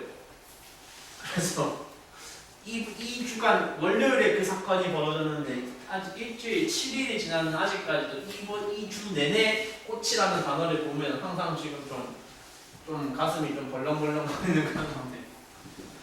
향기는 안 나더라. 하다 보니까 아무튼 내가 그래서 보기보다 취향이 좀 고급스러워. 그래서 꽃의 냄새를 저 사람이 맡고 있어. 노란 국화는 아니지만 뭐 향기롭겠지. 향기롭게 냄새를 맡았더니 꽃에서 발생한 뭐가 냄새 분자가 어디를 건드리고 있다는 거야. 코 속 공간으로 들어가서 코 속 공간에 코의 천장 부분 점액층을 건드리고 점액층에 흡수된 기체 분자가 후각상피 후각세포라는 경로를 거쳐서 후각신경을 거쳐서 브레인에 보고가 되는 뭐 그래 별거 아닌 절차네. 당연한 거네. 쭉 읽었다 그렇지. 근데 용어 한 개만 두 개만 정리하고 이제 잠깐 쉬는 시간 가져볼게요. 코 속 공간을 전문 영어로 이비인후과에서는 무엇이라고 부르냐? 비강이라 표현합니다. 비강. 적어라! 비강이라는 게 확 와닿는 직관적인 일상 속의 예시가 뭐가 있냐면 수영을 하러 갔어. 물을 잘못 먹었어. 어디가 되게 쓰라려. 콧속이 되게 쓰라려. 그게 딱 뭐가 들어간 거냐? 비강에 들어가서는 안 되는 물질이 들어간 거야. 비강에 뭐가 들어간 거야? 수영장 물이 들어간 거야. 비강의 관점에서 봤을 때 엄청난 이물질이잖아. 그 이물질을 내보내야 되니까 뭐를 하는 거라고 빨리 염증 반응을 일으켜가지고 이들은 고통스럽겠지만 그런 아픈 과정이 있어야 그 물이 빨리 빠지거든. 그래서 정상화가 빨리 되거든. 엄마 확 와닿죠 지금. 다 경험은 있잖아. 그 감각이 뭔지. 그렇지. 코 따가운 그 감각. 비강에 이물질이 침입을 했을 때 후각에 대해서 그래서 알아야 되는 건 일단 첫 번째 포인트만 딱 얘기하고 잠깐 쉴 건데 마시는 대상이 뭐다? 감각하는 대상은 전부 다 어떤 상태의 화학물질을 감각하는 것으로 기체 상태 화학물질만을 감각하는 것이다. 왜 굳이 기체 상태라고 상태를 딱 한정을 지어야 되느냐? 그 밑에 있는 새끼가 미각이라는 파트너는 뭐만 감각하는 걸로 돼 있거든. 액체 상태만 감각하는 걸로 돼 있거든.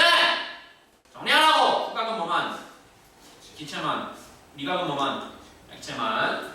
그러고 나서 후각의 가장 중요한 특징 중에 하나는 이거다. 쉽게 피로해지고 쉽게 피로해진다는 건 그만큼 민감하고 그만큼 예민하다는 거야. 그래서 뭐 보통 사실 후각을 예시로 들면은 니네한테 말할 때는 항상 좀 지저분한 예시들이 나올 거 아니야. 솔직히 그렇잖아.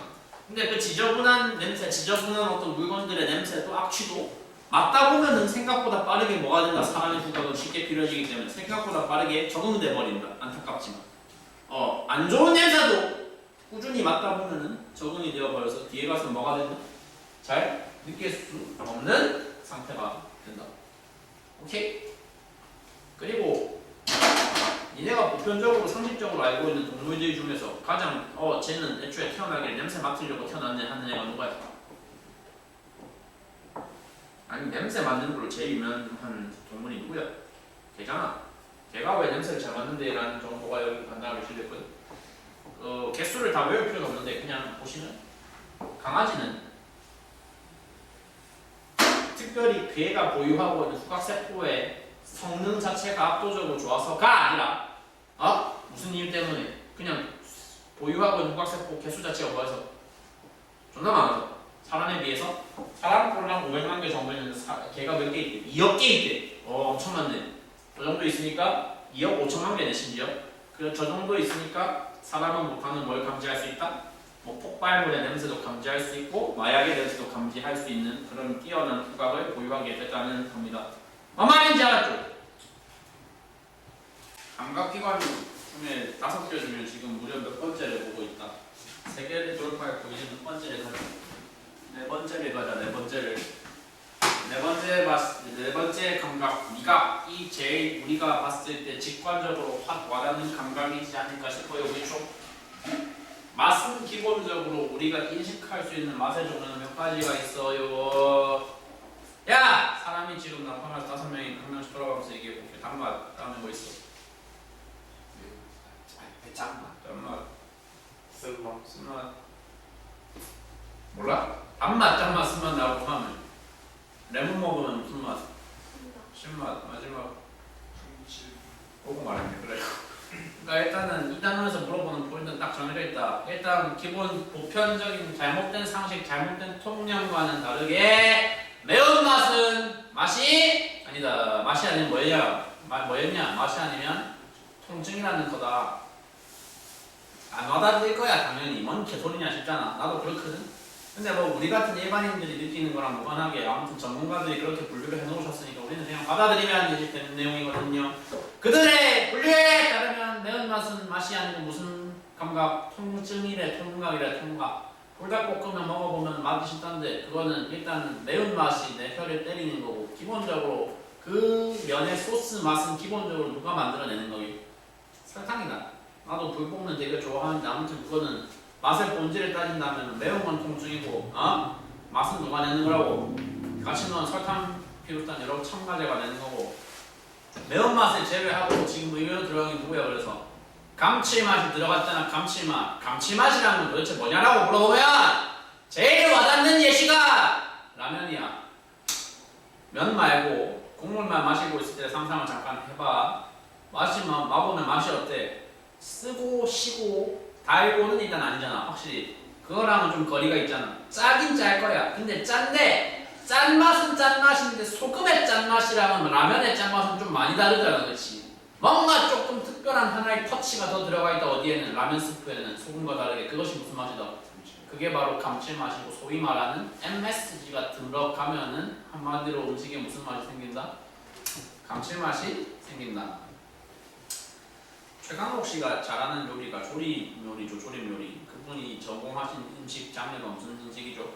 일식입니다. 일식에서 우마미라고 부르는 맛이 있는데 우마미가 한국어로 감칠맛이고 뭐 한국 요리도 되게 맛있지만 일본 요리가 특히 그 감칠맛을 뽑아내는 데 있어서 굉장히 여러 테크닉들이 특화가 되어 있다고 하더라고요. 그리고 역시 내 세대, 내가 10대를 보낼 당시에 보편적으로 많이 잘못 알려졌던 상식, 통념 중에 한 가지가 뭐가 있냐? 맛이 5개랬지. 인간이 감각할 수 있는 맛이 5개랬어. 감칠맛 포함돼서. 근데 그때 당시에 좀 이상한 만화책을 통해서 굉장히 널리 퍼진 잘못된 상식이 뭐가 있냐면 혀의 부위별로 맛볼 수 있는, 감각할 수 있는 맛의 종류가 다 다르다. 뭐 끝 부분에서 단맛을 감지하고 중간 부분에서 신맛을 감지한다. 그런 내용이 있었거든. 그거 아니야. 그거 헛소리야. 혀는 그냥 골고루 다 감지해. 모든 위치에서 모든 맛을 다 감지해. 모든 위치에서 모든 맛을 감지하는데 그 감지하는 맛의 종류가 몇 개라는 소리야? 5가지라는 말씀을 드리고 있어. 그러니까 이제 요리사들 중에 후각이 좀 마비되신 분들 몇 분 계시거든. 이현복이라는 좀 스타 셰프도 본인은 후각이 마비된 상태로 맛을 본다고 하시는데 아무튼 어쨌거나 어떤 음식의 맛을 체감을 한다, 맛을 본다는 경험은 전부 다 후각으로는 기체 상태의 화학물질을 받아들이면서 동시에 미각을 통해서는 혓바닥을 통해서는 뭘 받아들이는 과정? 액체 상태의 화학물질을 내 혀의 세포들이 받아들이는 과정인 건데 왜 액체일까? 혹시 의문 가지시는 분, 의문이 느껴진다. 아니 먹는 음식물은 대다수가 고체잖아. 왜 고체 상태가 아니고 액체 상태인 걸까?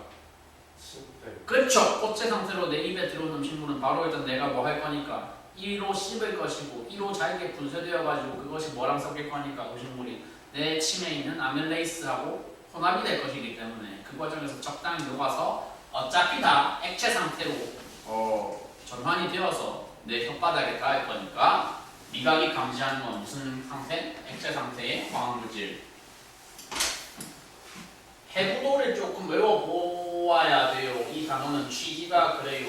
혓바닥을 크게 확대를 해서 보면은 혀에 있는 이 표면에서 우리가 볼 수 있는 돌기 하나하나를 유두라고 표현을 하고 그 유두를 조금 더 깊은 관점으로 단면에 다시 세로로 쪼개서 보게 되면 유두 안쪽을 구성하고 있는 조그마한 더 작은 돌기 하나하나를 지금 맛봉오리라고 표현을 하고 그 맛봉오리 안쪽에 드디어 본론 뭐가 나온다? 맛세포라고 하는 참으로 직관적인 단어들로 배정되어 있는 혀의 세부 부위들이 뚝뚝뚝 떨어져 있다.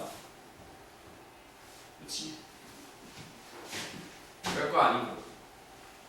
자, 근데 출제되는 포인트가 그래서 일단 어디다? 매운맛은 맛이 아니다. 매운맛은 통각인데 통각에 배정된 의외의 단어가 한 개가 더 있다 이거야. 나도 솔직히 와닿진 않지만 매운맛은 통각이라고 미각이라고 통각이랬어. 얘랑 비슷한 맥락에서 분명히 단어는 맛이라고 끝이 나는데도 불구하고 국어적으로는 단어적으로는 우리가 일반적으로 맛이라고 보통 쓰는데 본질을 추적을 해서 보니까 본질적으로는 그것도 미각이 아닌 통각이더라가 되는 매운맛과 함께 묶이는 게 누가 있냐?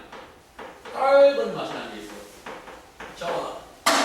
떫은 맛이라는 표현은 주로 우리가 언제 쓰는데? 뭘 먹었을 때 쓰는데? 감을! 그치. 무슨 감을? 잘 익은 거, 안 익은 거, 많이 덜 익은 거, 많이 안 익은 감을 먹으면 이 감 맛이 뭐 하네? 썰네. 뭐 이런 표현들. 이런 표현. 매운맛과 떫은 맛은 맛이 아니다. 뭐다? 고통이다. 통감이다. 182쪽에도 학습 내용 체크 있지만 과감하게 넘기겠습니다. 안 중요합니다.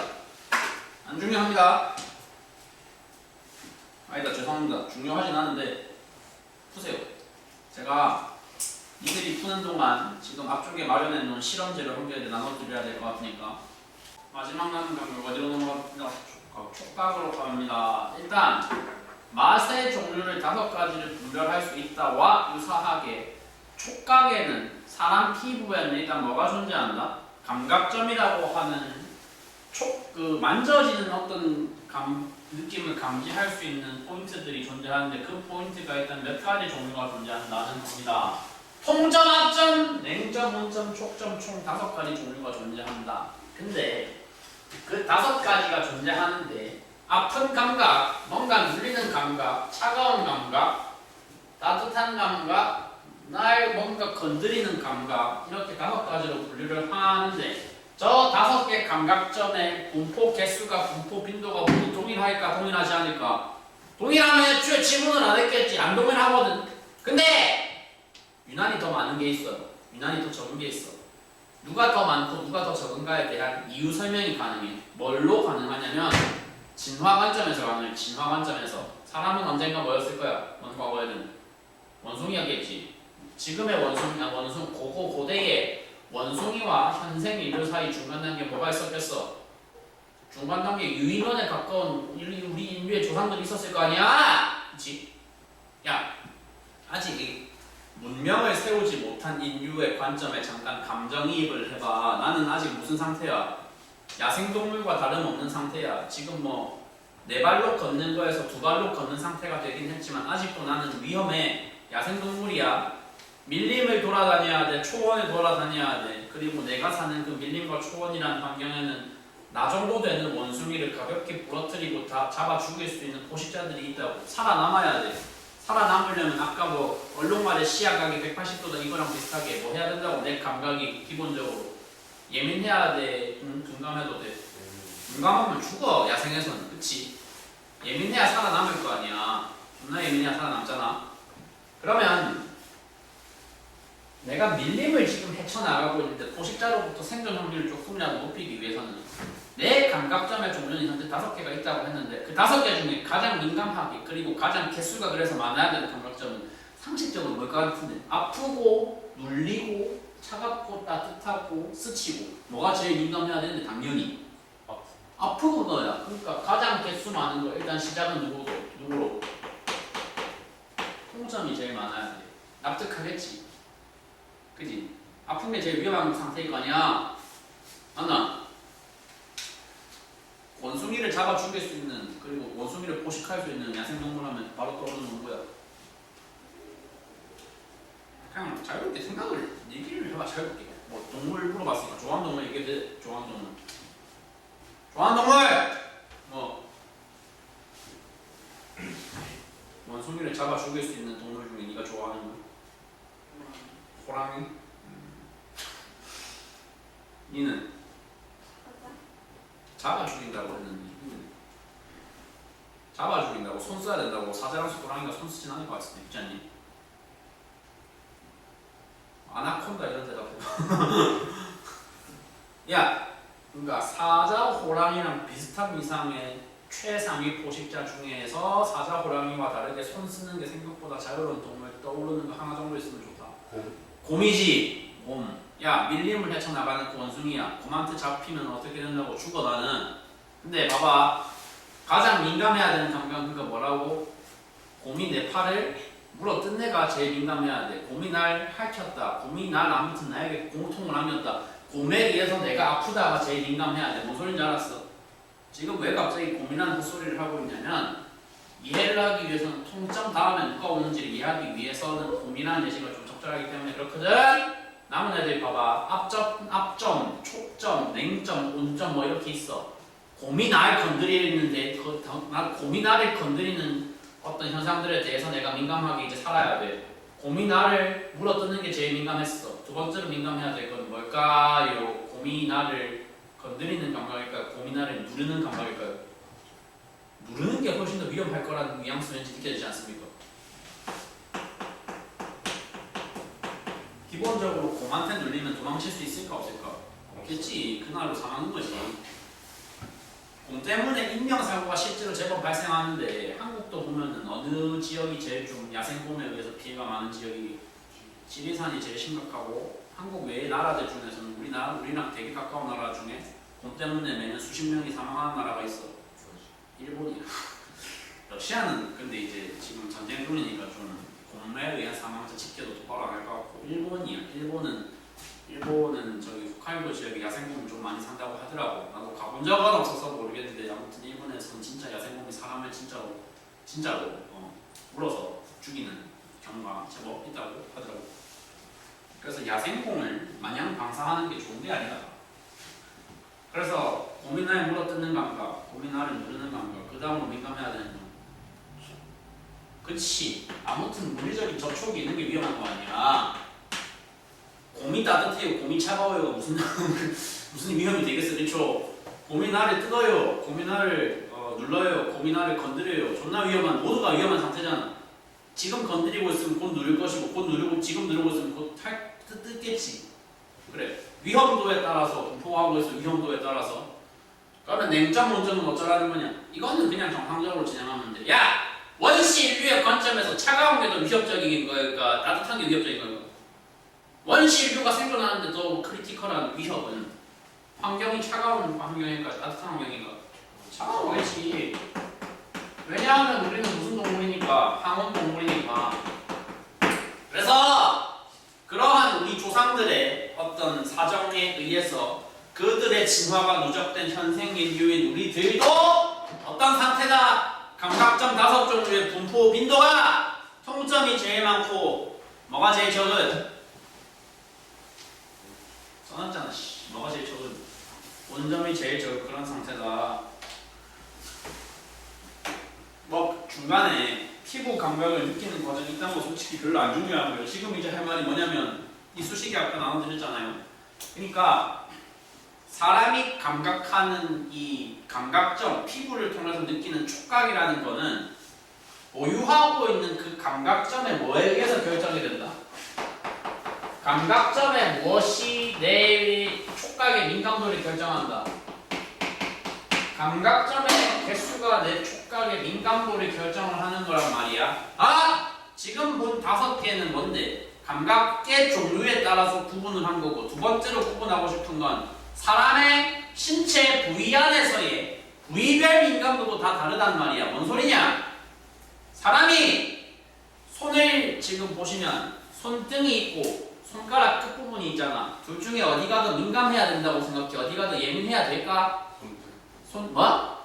손등이 왜 예민해야 되는지 한번 무슨 생각하셨는지 발표를. 야, 니네가 저기 뭐라고 해야 되냐? 아니야. 빛이 되지 않는 환경이야 지금. 당장 여기도 우리도 10시 지나면 바로 불을 다 끌 거 아니야. 공간이 좀 넓다 보니까 이 넓은 공간에 불 다 끄면 제법 좀 무섭거든요. 무서워요. 근데 이제 내가 아직 나오지 않았는데, 내가 아직 이 강의실에 남아 있는데 바깥에서 이 건물 관리하는 사람이 분별 없이 갑자기 확 꺼버렸어. 갑자기 나가야 돼. 근데 불이 다 꺼져 있어. 복도를 나갔더니 안 보여. 어떻게 지나가야 돼? 떠듬으면서 지나가야 될 거 아니야. 상식적으로 이렇게 더듬어, 이렇게 더듬어. 보편적으로, 보편상식으로 다 이렇게 더듬으실 거야. 누가 안 시켜도. 왜 그러는 건데? 난 이미 알고 있다는 거거든. 꼴랑 16살 정도의 지식으로 그건 알고 있다는 거거든. 내가 손끝으로 사물을 감각하려고 할 때 더 도움되는 건 어디 부위다. 손등보다는 당연히. 왜냐하면 여기가 더 민감하니까. 근데 그 민감하다는 거를 이 수식계를 통해서 어떻게 체감을 할 수가 있냐면요. 아까 드렸던 두 개 한번 들어봐요. 두 개를 딱 붙여봐. 이렇게 완전히 거의 한 개, 그냥 이렇게 있잖아. 손가락으로 몸통 부분은 딱 두 개를 붙여봐. 붙인 다음에 그걸로 손끝을 찔러 보시면 이 수식에 몇 개인 거 감각돼요. 두 개인 거 감각되죠. 그러니까 내 손끝을 찌르는 점의 개수가 두 개인 게 감각이 된단 말이야. 안 되면 솔직히 둔감하신 거고. 난 되거든. 일단 확실히 되지. 보편적으로 일단 된다. 되는데 똑같은 간격 유지하고 손등 찔러보잖아. 잘 안 될 거야. 잘 안 돼. 이거 두 개 맞나 싶어 솔직히. 공감돼 안 돼? 못하겠으면 뭐 알아서 못하겠으면 본인들이 거짓말을 하고 있는 거든가. 일단 저의 실험서에게는 틀리지 않았어요. 완벽합니다 지금. 나는 진짜 찔렀을 때 이거 두 개인지 분간 못하겠거든요. 분간 잘 안 된다고. 분간 되는데 이 새끼야. 아니 확실하진 않을까 최소한. 애매할 거야 최소한. 여기 마냥 확실하게 되진 않는다고. 이게 뭐 차이야? 감각점 개수 차이야. 당연히 어디가 더 민감해야 돼. 그래서 손끝이 훨씬 민감해야 돼. 어디보다? 손등보다. 보통 그래서 교과서에서 예시로 많이 잡는 게 손등이랑 손가락 끝 비교가 제일 직관적으로 와닿으니까 이거 많이 하긴 하는데, 어떤 문제에서 보니까 등도 보면은 그래서 둔감화도 되는 부위라고 하더라고요. 등은 그렇겠죠. 등을 제가 직접 찌르긴 어려우니까 나중에 뭐 궁금하면 집 가서 한번 찔러 봐달라고 하세요. 간격 적당히 걸리면서. 그래서 손등에서 두 개인 거를 감각하려면은 확 붙이는 건 안 되고 적당히 띄워야 돼요. 요 정도 띄워도 잘 안 되는데 난 이 정도 띄우면 되네. 그래. 간격이 좀 젓가락질 하듯이 확 벌어지면은 두 개인 게 감각이 돼. 난 이보다 훨씬 좁은 간격으로도 되는데 그건 네가 나보다 손등이 예민한 거야. 그 정도 차이밖에 없어. 알았어? 그래서 직관적으로 이거 지금 이해되지? 됐지 이해? 야! 손등이랑 손가락 끝이 어디가 더 민감하다고. 그래서 손가락 끝이 많이 민감하다고. 이제 수식에 버려도 되고. 그거 말고 마지막으로 그 페이지에서 보셔야 되는 부분은 이제 이겁니다. 촉각이라는 대상에 대해서 지금 저희가 얘기를 쭉 진행을 하면서는 촉각 감각점이 분포하는 장소를 거의 대부분 어디만 지금 포커스를 맞춰서 보고 있어. 피부였어, 스킨이었어, 사람의 겉껍질 부분이잖아. 이 부분들. 그러면 사람의 감각점이라는 건 여기에만 존재하는 거냐, 피부 부분에만 있는 거냐라고 생각도 하실 수가 있는데 아니라는 거야. 거기 오른쪽 문단 중에 내장기관과 감각점이라는 게 있잖아. 겉부분 말고 사람의 몸 한쪽 내장에서도 감각점은 존재를 한다 안 한다? 해야 되지 않을까? 궁금하면 한번 뭐 해보면 되겠어. 칼로 찔러보면 될 거. 농담이고 그래. 아니 이런 극단적인 예시 아니더라도 일단 찔러보면 상상만 해도 당연히 일단 아프겠죠. 개 아프겠죠. 아프면 당연한 거고. 그거 말고 평소에 느낄 수 있는, 체감할 수 있는 일상적인 예시 뭐 있어? 뭘 먹었어. 그래. 뭐 근데 안 좋은 걸 먹었어. 매우 많이 자극적인 걸 먹었어. 뭐 해? 목이 아프고 뭐 식도가 아프고 그래. 위가 아프고 그럴 수 있잖아. 그거 하나하나가 식도에, 목에, 또 뭐 어디에, 안쪽에, 위에 뭐가 있다는 소리야. 감각점이 나름대로 분포를 하고 있다는 거랑 같은 소리인 거야. 그랬죠? 직관적으로 이해가 될 수 있는 정보들인 것 같습니다. 오케이. 저희 뒤쪽에 보시면 연습 문제가 있는 페이지가 188쪽부터 있습니다. 집에 가서 보세요. 집에 가서 다 푸시면 돼요. 188쪽부터 193쪽까지. 문제가 단원 자체가 워낙 평이하기 때문에 오늘 뭐 전달이야 최대한 제가 예능적인 요소를 곁들여서 하려고 했습니다만 니네가 직접 문제를 풀어보려고 하기에도 절대 어렵지 않을 거거든. 알았어? 푸는 거 직접 하시는 건 얼마든지 가능할 거니까 집에서 잘 풀어서 오시고 다음 주제 나는 바로 갈 거야. 196쪽. 있잖아. 앞단원에 비해서 뒷단원이 훨씬 더 할 말이 많아. 감각기관은 솔직히 그렇게 약간 반쯤 재미로 하는 소리처럼 진행할 수밖에 없었지만 이제부터는 살짝 이제 확실히 사이언티픽의 영역으로 넘어갈 수 있어. 신경계라는 걸 다루면서부터는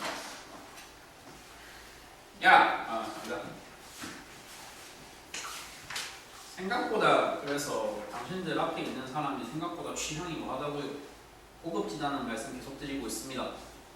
뭐 나름대로 콧말 에피소드 이거 보면은 어쨌건 실제 그게 증명이 되는 건 맞는 것 같거든요. 그런 거 생각보다 감수성도 있고 생각보다 취향이 고급진 그런 사람인데 제가 개인적으로 학생 시절의 기억, 뭐 수험 과목으로서의 생명과학이 아주 뭐 좋다, 재밌다 이런 말이 전에 그냥 저는 학문으로서의 생명과학을 솔직히 좋아해요. 재밌어하는 편이에요. 그러니까 지금은 이제 과목으로서 얘는 많이 빠지만 오히려 지금은 관점이 바뀌어가지고 학문으로서 이건 많이 훌륭한 학문이라고 생각을 한단 말이에요. 생명과학자들은 전 세계 어느 누구든지 간에 보편적으로 어떤 약간의 로망이 있냐면 어떤 꿈이 있냐면 일단 기본적인 의무는 이런 걸 가지고 있어. 그분들은 지구상에 현재 존재하는 가장 고등한 생명체는 당연히 사람이겠지, 인간이겠지. 가장 끝낮은 가장 저등한 생명체는 누구일까? 아무거나 떠오르는 거 불러보시면 사실 뭐 박테리아라든지 단세포생물, 아메바 이런 게 나와야 되지만 안 나오실 겁니다. 실제로 본 적이 없을 거니까. 모기나 파리 같은 뭐 해충 아니면 곱둥이 같은 대단히 좀 혐오스러운 그런 생명체들을 떠올려 보십시오. 사람과 모기, 파리의 공통점이 있을까 없을까? 놀랍게도 있어. 이게 이제 이렇게만 비교하면 조금 공감 안 되실 수가 있으니까 중간에 누구를 한번 끼워볼까 하냐면 고래를 끼워볼게.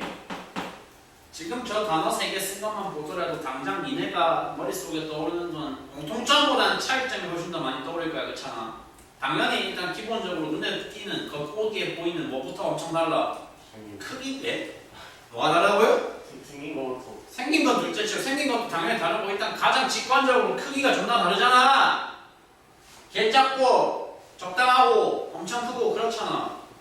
근데 있잖아, 놀랍게도 이렇게까지 당장 크기만 보더라도 극단적으로 차이가 많이 나는 사람 빼고 이거 두 개만 비교하면 진짜 이거 생명체라고 같이 묶어도 되냐 불러도 되냐 싶을 정도로 차이 심하잖아. 근데 어쨌거나 생명은 우리가 생명이잖아, 그지?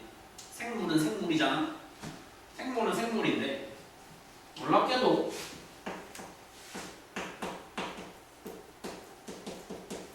공통점이 있다는 거죠. 생각보다 강한 공통점들이 생각보다 많이 생각보다 여러 개가 있더라고. 오, 이렇게까지 달라 보이는 애들이 무슨 공통점이 있는데? 라고 물어보면 솔직히 나올 대답이 막 이렇게 획기적이진 않아. 뭐 당연한 거네. 그래 생각해보니까 전부 다 뭐로 이루어져 있어? 이 생명체 세계는 전부 다 기본 단위가 뭐로 구성이 되어 있어?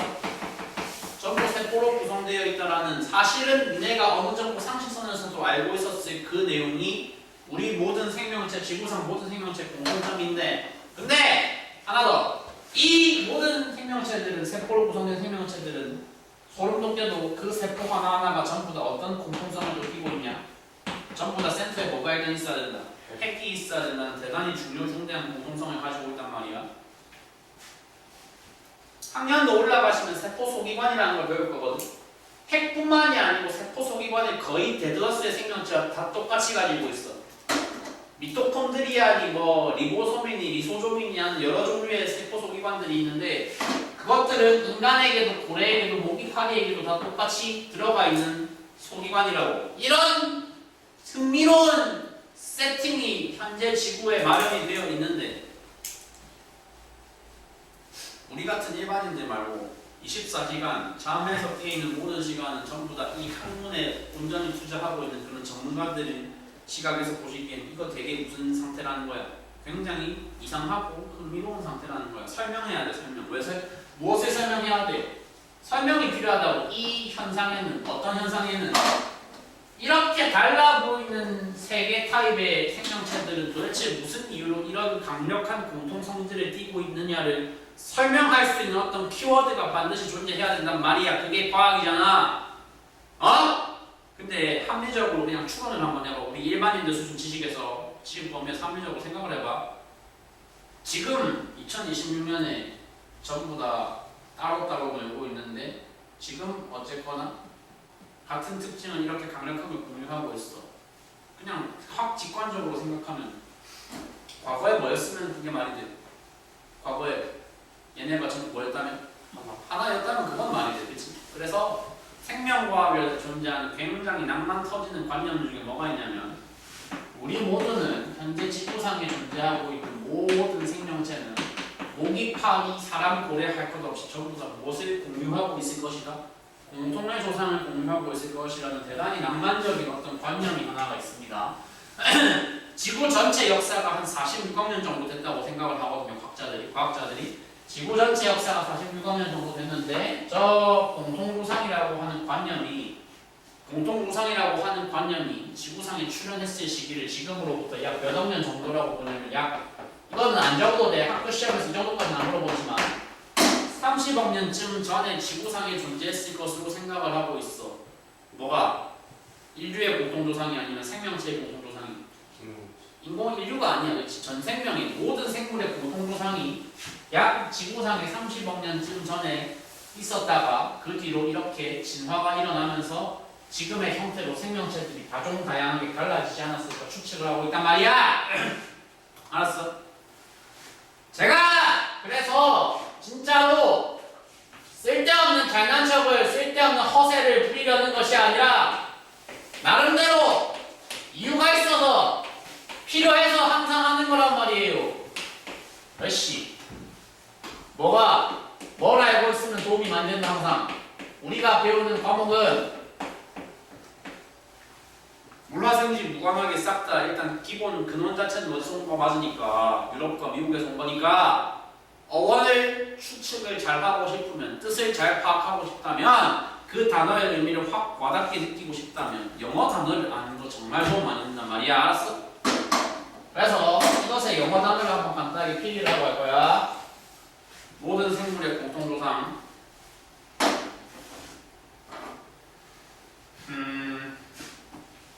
첫 단어는 라스트.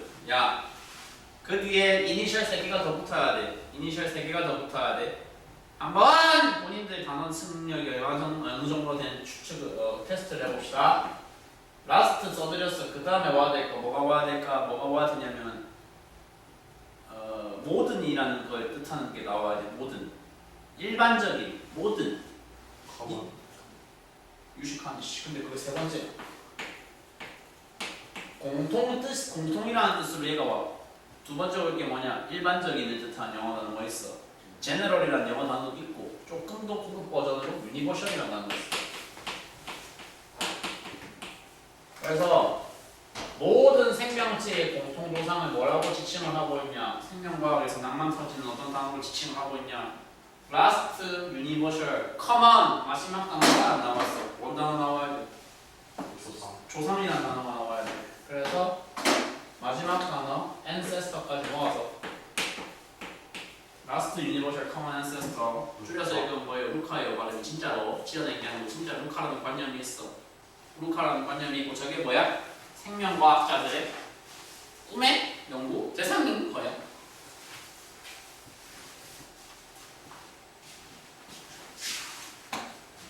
그래서 과목으로서의 생명과학이 아니라 학문으로서의 생명과학은 이렇게 재미가 있습니다. 공감 못하셔도 어쩔 수 없습니다만 아무튼 저런 낭만성이 있습니다. 사람이 그러니까 취향이 고급스러워지면 고급스러워질수록 이런 얘기들 듣는 게 즐겁거든. 왜 루카라는 단어가 여기서 살짝 좀 가슴에 울림이 생기는 거기? 루카라는 단어가 왜 특히 어느 문화권에서 서양 문화권에서 저 단어가 성경에 나와서 그래. 성경에 나오는 대천사 중 대천사 중에 이름이 한 명이 루카라는 애가 있어. 저도 기독교 믿어서 그런 건 아니고요. 그냥 알고 있는 거예요. 하다 보니까 책 읽다 보니까 알게 된 건데, 그래서 이것 때문에 뭐 종교와 과학이 연결이 돼야 된다 그런 건 아닙니다만, 아무튼 뭐라고요? 뭔가 되게 낭만 터지는 부분이 존재한다. 어디에는 특별히 생명과학. 알았지?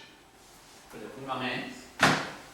Last Universal Common Ancestor라는 굉장히 낭만 터지는 관념에 대해서 지금 전달을 좀 받았어. 그래서 그 공통성, 그 일관성, 이들이 체감하는 것 이상으로 생명과학에서 일관성이라는 그 성질은 너무 중요하단 말이야. 파리에도 모기에도 고래에도 사람에도 모두 적용되는 어떤 공통성질 이런 걸 대단히 중요하게 보고 있고, 그 중요 성질 중에 가장 돋보이는 게 뭐라고? 모두 다 뭐로 구성되어 있다?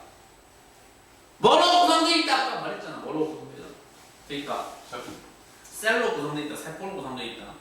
세포로 구성되어 있고 그 여러 가지 기능을 하는 여러 가지 형태를 띠고 있는 세포들 중에서 우리는 오늘 남은 시간 동안 가장 특별한 세포에 대해서 지금 보게 될 거다.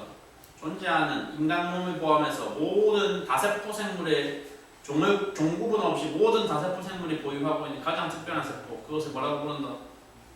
뉴런이라고 부른다. 한글로는 신경세포라고 부른다. 알았어? 가볼게.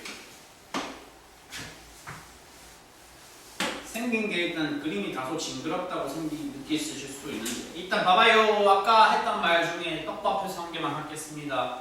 아무튼 종류불문 세포에서 제일 중요한 부분은 어디라고? 전부 다 모든 다세포 동물은 모기든 고래든 파리든 인간이든 다 뭘 가지고 있어야 된다? 그 세포의 센터, 뭐? 핵을 가지고 있어야 돼. 뉴런도 마찬가지로 핵을 반드시 보유하고 있어야 되는데, 뉴런이 그 핵을 보유하고 있는 부위를 대가리, 직관적으로 표현하면 대가리, 학술적으로 전문적으로 표현하면 5글자로 뭐라고 돼 있어? 신경세포체라는 용어로 표현돼 있어.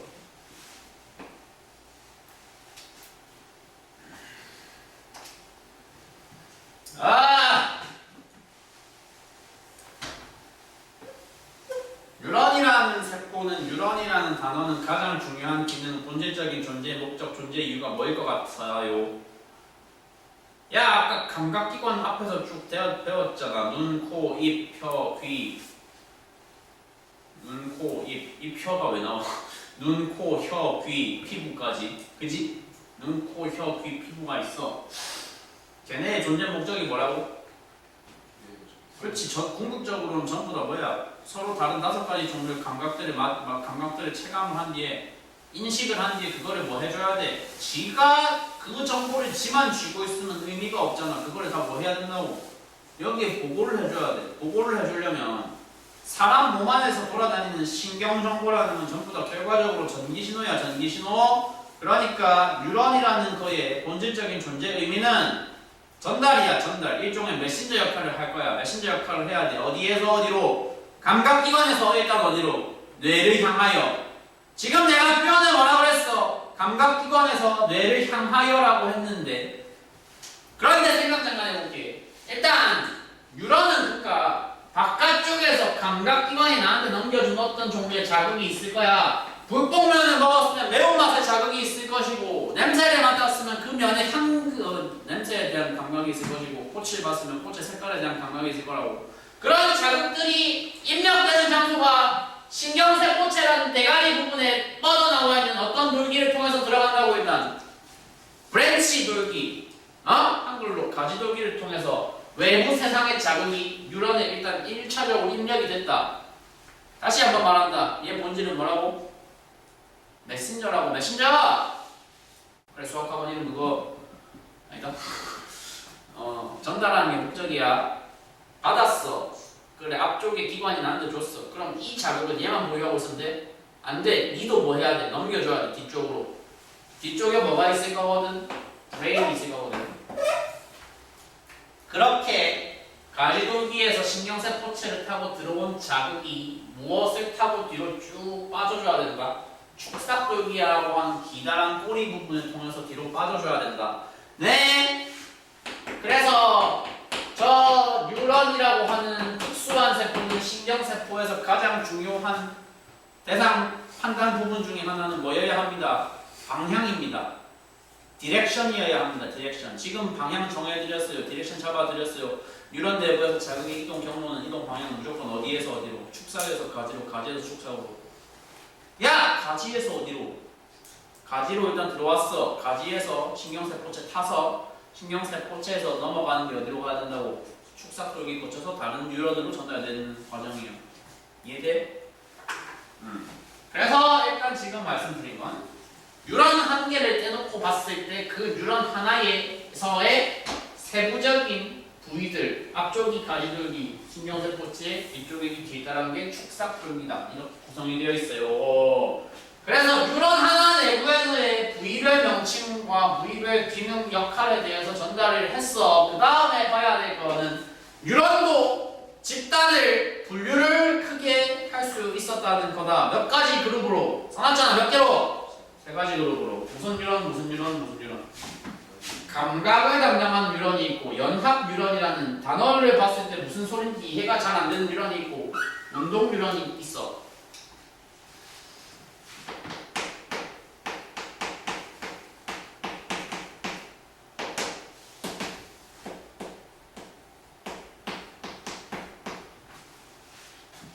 신경계, 결과적으로 뉴런으로 구성이 되어 있는 이 신비로운 기관계는, 이 신비로운 인체 체계는 본질적인 존재 이유가 전부 다 뭐게요? 결국은 전달인데, 근데 생각 잠깐 해봐. 뭐 이런 거잖아.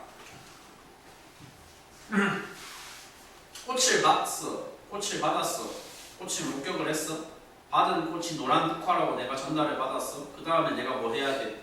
받고 오 하고 끝나면 안 되잖아. 뭐 해야 돼? 집 가는 길에 검색을 해야 돼. 그 검색은 왜 한 거야? 내가? 그러니까 그거 왠지 찾아보고 싶다, 궁금하다라는 생각으로 한 거잖아. 생각을 했지, 생각을. 굳이 누가 시켜서 한 게 아니라 검색이라는 행동 자체는 핸드폰 화면에 내 손가락이 이렇게 터치해서 한 거 아니에요. 이 손가락을 그런 방향으로 움직이도록 명령을 내린 건 누구야? 얘야. 얘 머리야. 뇌야. 그치? 지금 내가 얘기한 게 뭐의 본질이야? 신경계의 본질이야. 국화를 봤어. 노란 국화를 전달받았어. 노란 국화가 당신에게 왔다는 정보를 내가 입력을 받아서 머리를 통해서, 눈을 통해서, 시각신경을 통해서, 시각신경의 감각 뉴런을 통해서 내가 그걸 감각을 했다고. 노란 국화를 받았다는 걸 내가 알았어. 보고를 받았어. 보고를 받은 내가 뭐 했다고? 사고했어. 판단했어. 생각했어. 생각해서 뭐 한 거야? 행동했어. 지금 말한 이 절차가 뭔데? 결과적으로 하나의 사건, 하나의 행동을 일으키기 위해서 내 몸에 있는 여러 부위의 뉴런들이 합동을 해가지고 내 몸을 뭐 한 거야? 내 원하는 의도대로 제어한 거고 통제한 거야. 신경계의 본질적인 존재 목적은 뭐라고? 제어와 통제야. 제어와 통제. 뭔 당연한 소리 하고 있냐? 그러면 제어 통제가, 자기 몸에 대한 제어 및 통제가 지 뜻대로 안 되는 사람들이 있다는 거는 생각보다 존나 많다. 되게 많다. 당장 좀 안 좋은 사례긴 하겠지만, 뭐 교통사고 받아가지고 교통사고 좀 터져가지고 뭐가 되시는 분들 간혹 있어요. 사지마비 되시는 분들 있잖아. 반신불수 되시는 분들 있잖아. 그런 분들이 딱 전형적으로 뭐라고? 이게 망가진 거지. 뭐가 망가진 거? 신경계가 망가진 거. 신경계가 망가졌으니까 뭐가 뜻대로 안 되는 거? 내 몸에 대한 제어와 행동이 제대로 일어나지 않는 상태인 거란 말이야. 그래서 되게 중요하고, 그래서 엄청 소중해. 되게 소중해. 사실상 사람과 사람이 아닌 생명체들을 가장 크게 분간하는 느낌이라고 보셔도 될 것 같고, 그래서 봐봐요. 역할을 구분해 지금부터 할 겁니다. 그 다음 그림이 되게 좋은데 넘기세요. 페이지 197쪽 197쪽 어렵냐? 네. 해서 뉴런의 세 개의 그룹은 무엇의 근거로 무엇에 의해서 나뉘어진 거다. 각자의 역할 따라 분배를 한 거다.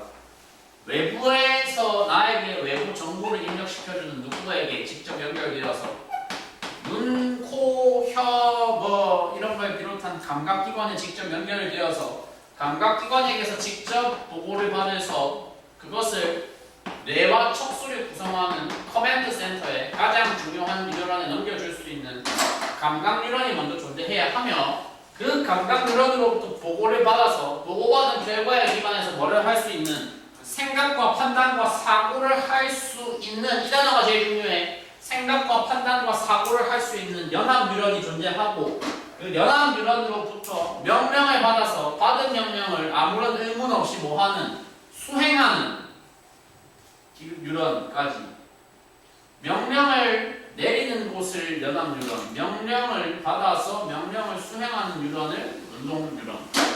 기본 구조가 어떻다? 기본 구조가 이러하다. 신경의 성립 경우는 진짜 중요한 내용이니까 저건 그대로 다 외운다고 생각해. 박스 안에 있는 모든 텍스트를 외운다고 생각해. 자극이 들어와. 자극이 들어오면 그거를 내 눈, 코, 입, 귀가 다 눈, 코, 혀, 귀가 감각을 해.